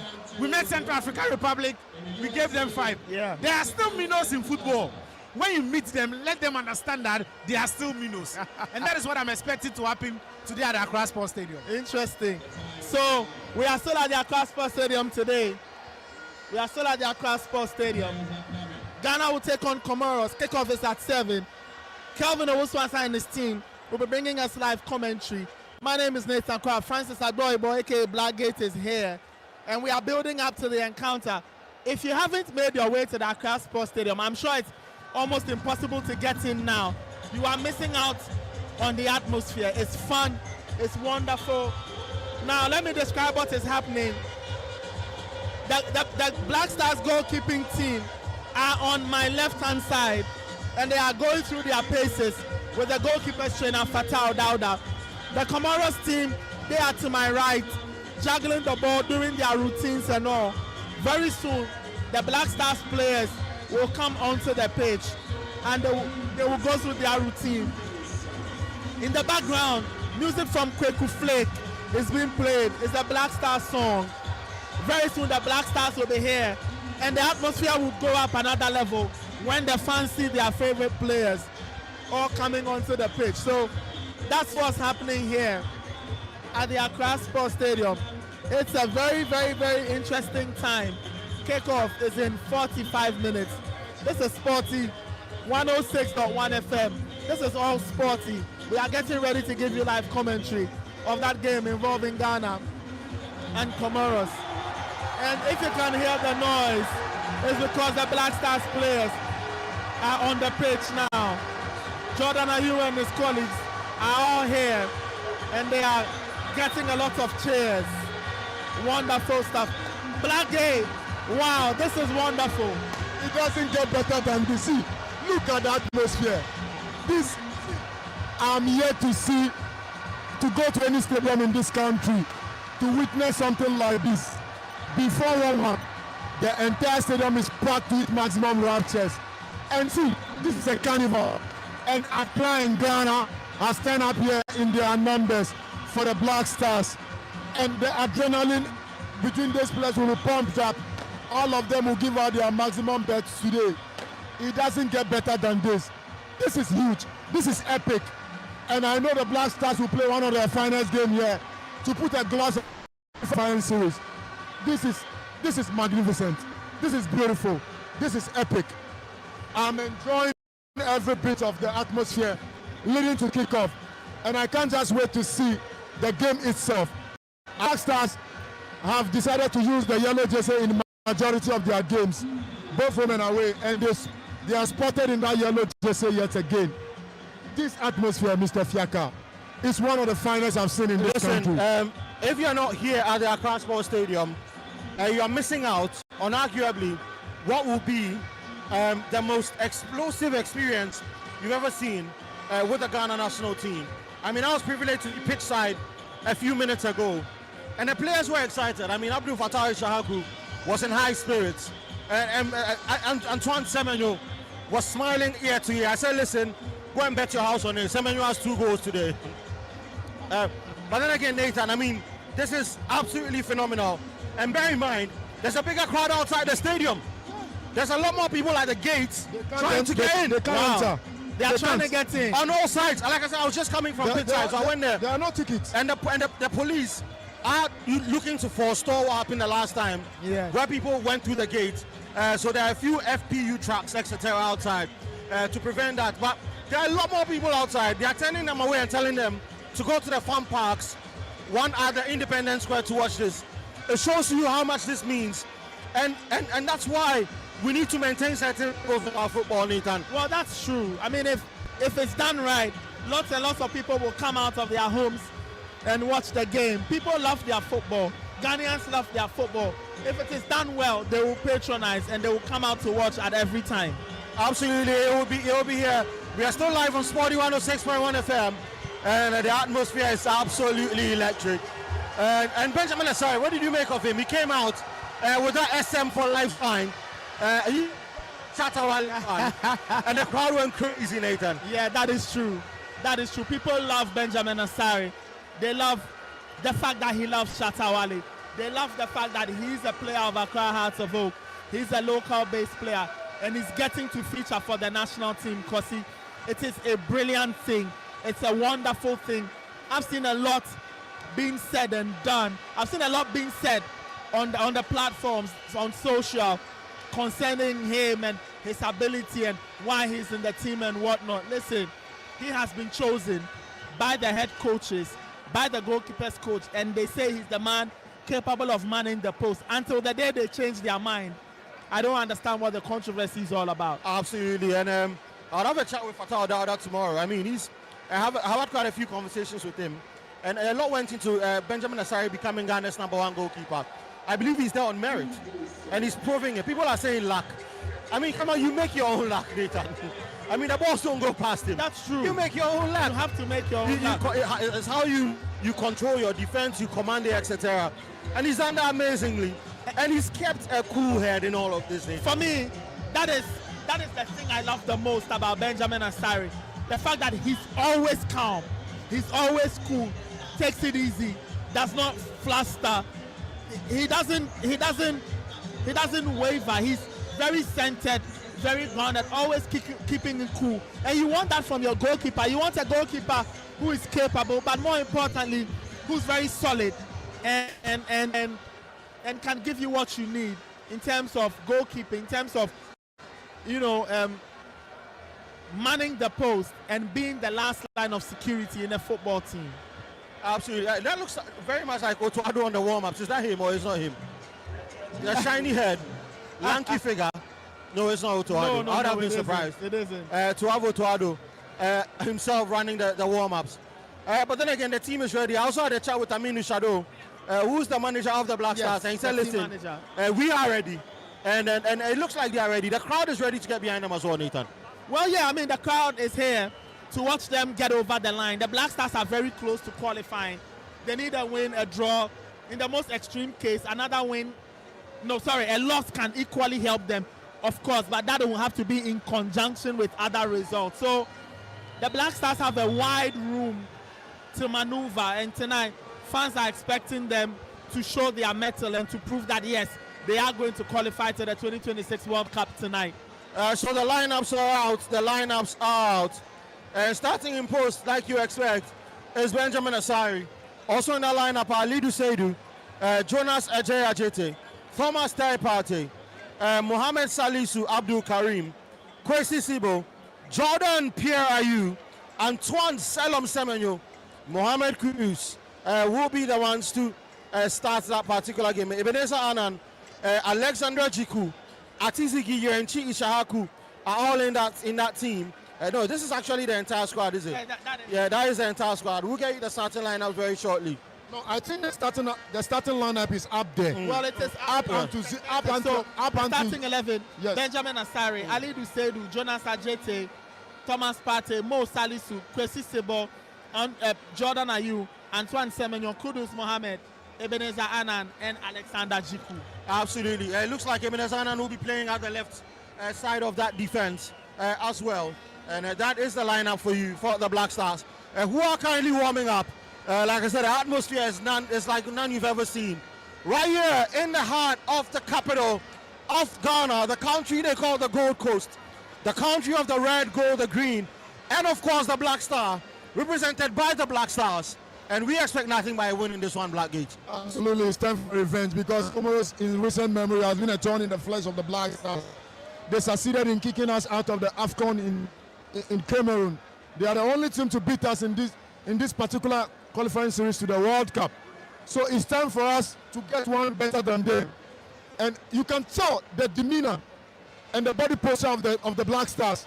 The guys are not ready to take their foot on the pedal. They are ready to finish it all in ground. And if you look at the atmosphere, the welcome that the fans gave them, even before the warm-up, trust me, Nathan, these guys will be raring to go. At the blast of the whistle, the Black Stars will tackle this game as if they are playing against some of the best teams on the continent. Absolutely. And they won't have to do that tonight just to put the result beyond that. But most especially, it will be a great way to end the qualifiers. Great performance at home. You win by a good margin. You excite the fans. The fans cheer you from start to finish. And then there's the small matter of avenging the loss to Comoros on those two occasions. And sometimes I always say that players need to show a bit of that edge to them, a bit of that hunger and anger that, you know what, these guys beat us twice. Today, let us dish it out in no uncertain terms, right? So that's what I expect from the Black Stars today. Great way to end the qualifying season because after this game, we won't be seeing them play in Ghana up until what, possibly 2026. So a great way to end international football for 2025, seal your World Cup, beat Comoros in the process, and then you feel very good about yourselves. Absolutely, then you feel very good about yourself. Exactly what the Ghanaians would want to do in this particular instance. That feel-good factor is definitely here at the Accra Sports Stadium. Guys and girls alike, old and young alike, everybody is in ecstatic mood. But imagine if we go to the World Cup and we give what we give in 2010. I mean, just imagine, man. It's that feel-good factor about the World Cup. Ghanaians live the World Cup. They love the World Cup. They know what it brings to the country as our profile. Putting your country on the world stage, and then on the warm-up, people get to know more about which country is Ghana, its people, what we do in terms of investments and all those things. It elevates the entire country to the next level. Aside the players themselves showcasing their talent to the entire world, where they'll be chased around by some of the best clubs dotted around the world. It's something that everybody would love to live for every 4 years. You look at this evening, if I'm to talk about the team itself, Ghana are set out in a 3-back formation with Jonas Ajete, Jiku and Salisu, wing backs of Ali Dusedu and Ebenezer Anan. So that was the same formation they used here against Mali, and it paid off to premium effect. Sibo and Partey at the heart. Then you have Kudus, Semenyo, and then the other guy sitting on Jordan out here at the other side, and with Jordan on top. Sometimes they tweak the formation and then they play to the strength of the team as to what the opponents are doing. So basically, it's a 5-3-2 formation with variations, and they would love to play to the strength of Kudus in particular and Jordan. This is it. This is all we live for. It doesn't get bigger than this. And before kickoff, every single one in this stadium will live to forever remember itself of this day. So street corners just come on. and the stadium is going crazy. It shows you how influential that man Charles Niyama Mensah is. The goalkeeper's icon, Shatta Wale. And I promise you it's going to be a party, after party, right here at the Accra Sports Stadium. And like I said, the stadium is going crazy. It's like a karaoke session here, Nathan Kwao. Wow, the fans love the song. I mean, if you are Shatta Wale and you are here and you kind of see that, I'm sure he would delight you. Well, I was about to say the DJ is here to play a single song of Stoneboy. You want to bring problem? No, I mean, I think he dropped a few Stoneboy songs earlier, but listen, be that as it may, it's still Ghanaian music, right? We have to enjoy it. So it's just wonderful. Yeah. I mean, it just tells you the kind of atmosphere. Fans are here to have fun. They are just here to watch the Black Stars get over the line. Give them a good Sunday evening. The DJ is in the mood. Absolutely. The DJ has been in the mood for the past 3-4 hours. Absolutely, and he's going to be in the mood after the game as well. But Nathan, I mean, you look at that three-back that the Black Stars are playing.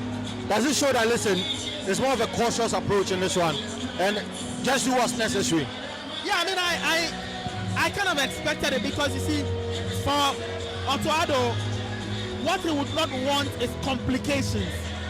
The team needs to draw or win to make it. So he will set the team up and try and have a balance.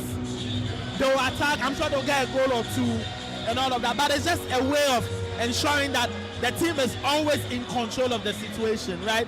But I still expect them to exert and see if they can go and grab the first goal or two. And now the game settles. But whatever it is, he'll be thinking about it at the back of his mind. He does not want any complications. He's going with a back three or a shape that he knows, and he will hope that the players will execute for him. Absolutely. So the starting lineup is warming up on one side, and the substitutes are warming up on one side. But let's talk about the players on the bench. The likes of Joseph Painter, Abdul Fatawi Shahaku, Kamaldeen Suleimana, etc. These are absolute speed monsters. These are guys that can change any game. Yeah, you look at the bench, Lawrence Atizege, Yerenchi Caleb, Isaku Abdul Fattah, Thomas Brandon Asante, one of the guys that has been brilliant over Entry City, but he has not had enough playing time for the Black Stars, and I think during the friendlies he might have a proper time to stake a claim for himself. You look at Ebenezer, Joseph Anand, the goalkeeper, Joseph Pinso.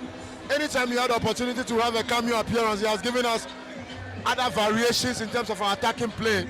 You look at Gideon Mensah, who has always been a mainstay at the left wing of the Black Stars. You look at Kojo Pipira Opong. You look at Christopher Ban. You look at Jerome Opoku, Prince Owusu, and then Kamaldeen Suleimana, who had his debut goal for the Black Stars against Central African Republic. So we have quality players in depth, and all these players at a point in time can come from the bench to have their positive effect on the game. So for Otoado, he has a fairly balanced squad, decent young players that can play together for the next 5-6 years. So we have quality collections of the players. It's all about the coach playing to the strength of the players. Absolutely. But Nathan Kwao, you follow French football in fact, every Thursday at 10:05 a.m. Nathan Kwao inside French football. So you should know a bit about Kojo Pipira Opong. Yeah, I mean, he's a very interesting player because he had been around for a bit and then got his breakthrough at Nice. And ever since the season started, he's been getting minutes and is featured quite prominently for Nice. He's a player they like quite a lot. The talent is there. They believe that there's a ceiling that's high for him. From a Ghanaian perspective, it's great that the selectors have already spotted him and he's around the team. He's getting his minutes. So I won't be too surprised if he doesn't get minutes today, but he's a player we'll see a lot more of as we go along. I call him a bit of a rare breed in terms of the height, the physicality. And you need that these days, if you look at the defenders globally, they are of that same caliber, quite tall, a bit imposing, and he's that kind of defender. So we will see a lot more of him going for it. And he's, I won't say a mainstay of the Nice team, but he's getting minutes, right? He's getting minutes, featuring prominently in Liga and then in the Europa League for OGC Nice. So it's nice to see him. He's a player who's got the potential, and I feel that the ceiling is quite high for him. Another season or two of consistent minutes and consistent performances, and the bigger teams will start calling. So the lad from Mediama, I saw him very Prince close. Owusu. Yeah, Prince Owusu. He was having a he was having a chit chat with Abdul Fattah Ishaq, who seemed to be encouraging him, telling him that listen, the crowd is normal. He probably has never played in front of a crowd like this in his life, and it was refreshing to see Abdul Fattah Ishaq encouraging him at pitch side. I mean, you look at the crowd and he had a gaping mouth. I mean, for a player like that, what do you mean to get a home debut in front of this crowd? Well, we saw him. He gave him about 5 minutes in the match against Central African Republic, and he has been very decent. He has been very decent in terms of what he has done so far in the few minutes that they've given him. The most important thing is, sometimes you need to aid the players, give them that feel, so that they take the stress of playing for the national team out of them. Then they can be in the right frame of mind to play consistent 45 minutes, 60 minutes, 70 minutes. Then they become full internationals for their national team. If you watch the few steps I've watched from him, he's nimble-footed, he's quick, he's like that kind of player that can distribute balls around the pitch very, very efficiently. So I think he's one for the future. I don't know his age. If he's less than 23 or 20 years, it will do him a lot of good, because you have proper stint to play through the junior sides, which is the black satellites or the black meteors, where he can play proper and then get international level experience. Then he can navigate and be a mainstay in the black side, because players like Enes Nuyama, Jordan himself, Andre Ayew, you look at a player like Abdul Fattah Isahaku, all of them had stints with the junior team. So it gives them that perfect learning curve to be able to have the opportunity to play for the Black Stars proper. Absolutely. So in exactly 29 minutes, the die will be cast. The players are still warming up, and we are taking a careful look at our squad. Alexander Jiku, and let's talk about our defense in entirety, since we started talking about Popra, etc. Salisu has started getting minutes at Monaco. I mean, what does this mean to our national team? He struggled for minutes. He's getting them now. Yeah. I mean, how crucial will it be for him to maintain that vein of form going into a very crucial year for the national team? Look, he's a rarity, right? We don't have a lot of left-footed centre-backs in the team. And his inclusion is important because tactically he offers the team a very different dynamic, right? When you play in a back three and the build-up is happening, he can always move wide and fill that left back spot if your wing back goes up the pitch. He brings a different dynamic to the build-up, different passing angles. His passing is very decent for a centre-back, and he's a bit of a specimen physically. So having him around is key. What he needs, minutes at Monaco. He hasn't had that for a while. Now, from the back end of last season, he started missing out on the starting 11. Now there's a bit of an injury situation in the Monaco backline. He's getting his minutes, but he's rusty. If you watch him in the Champions League, he looked really off the pace, allowing Erling Haaland to score twice. So playing for the national team is great. What will help Salisu is extended minutes for Monaco, and he has to take this opportunity now that he's getting a bit of a run in the squad. A fit and active Salisu is a confident Salisu, and you want that, right? So that's what I would expect. Tonight him to still show his quality. He and Jiku seem to have developed a very interesting partnership. Tonight they have to make that partnership show once again for the Black Stars. Absolutely, but would you suggest that maybe in January he looks for a move away if he doesn't cement his place? I mean, he was actually looking for one in the previous window. He and Crystal Palace couldn't work out the dynamic, and it was also hanging on Magehi leaving. Once Gehi didn't leave, they really could not continue that conversation. So it's something he must do. He must be thinking about that. If by January there's no clear idea as to getting minutes in Monaco, he has to push for a move elsewhere so he can get more football ahead of the World Cup. Absolutely. And now we look across that midfield. Thomas Partey at Villarreal as well. I mean, he hasn't also had an extended run in the team, but we all know his quality and his experience. Well, Thomas Partey on any given day will step up into any game and play something spectacular in terms of his ball distribution, the way he breaks the line. It tells you exactly how he goes about his business. He's not a talkative, but his feet do the work on the pitch. And in the World Cup qualifiers, aside Thomas Partey, aside Jordan Ayew, Thomas Partey popped up for us in some of the decisive games. Against Madagascar, he scored a brace. We saw him against Central African Republic. He scored a beautiful goal as well. So he's one of the most experienced players in the team. And I can tell you that anything that will tick better for this team has to go through Thomas Partey. With all his off-the-pitch incidents, whenever he's playing for the Black Stars, it doesn't look like he's bothered. And if we look out for some of the players to carry this team along, Thomas Partey is definitely one of those players. Now let's come to the front of that team, the attack. Antoine Semenyo has been in scintillating form for Bournemouth this season. I mean, he's off the charts for the Cherries, and it will be a cherry on the cake if he replicates that for the Blacks. I don't quite seem to discover that form for Ghana.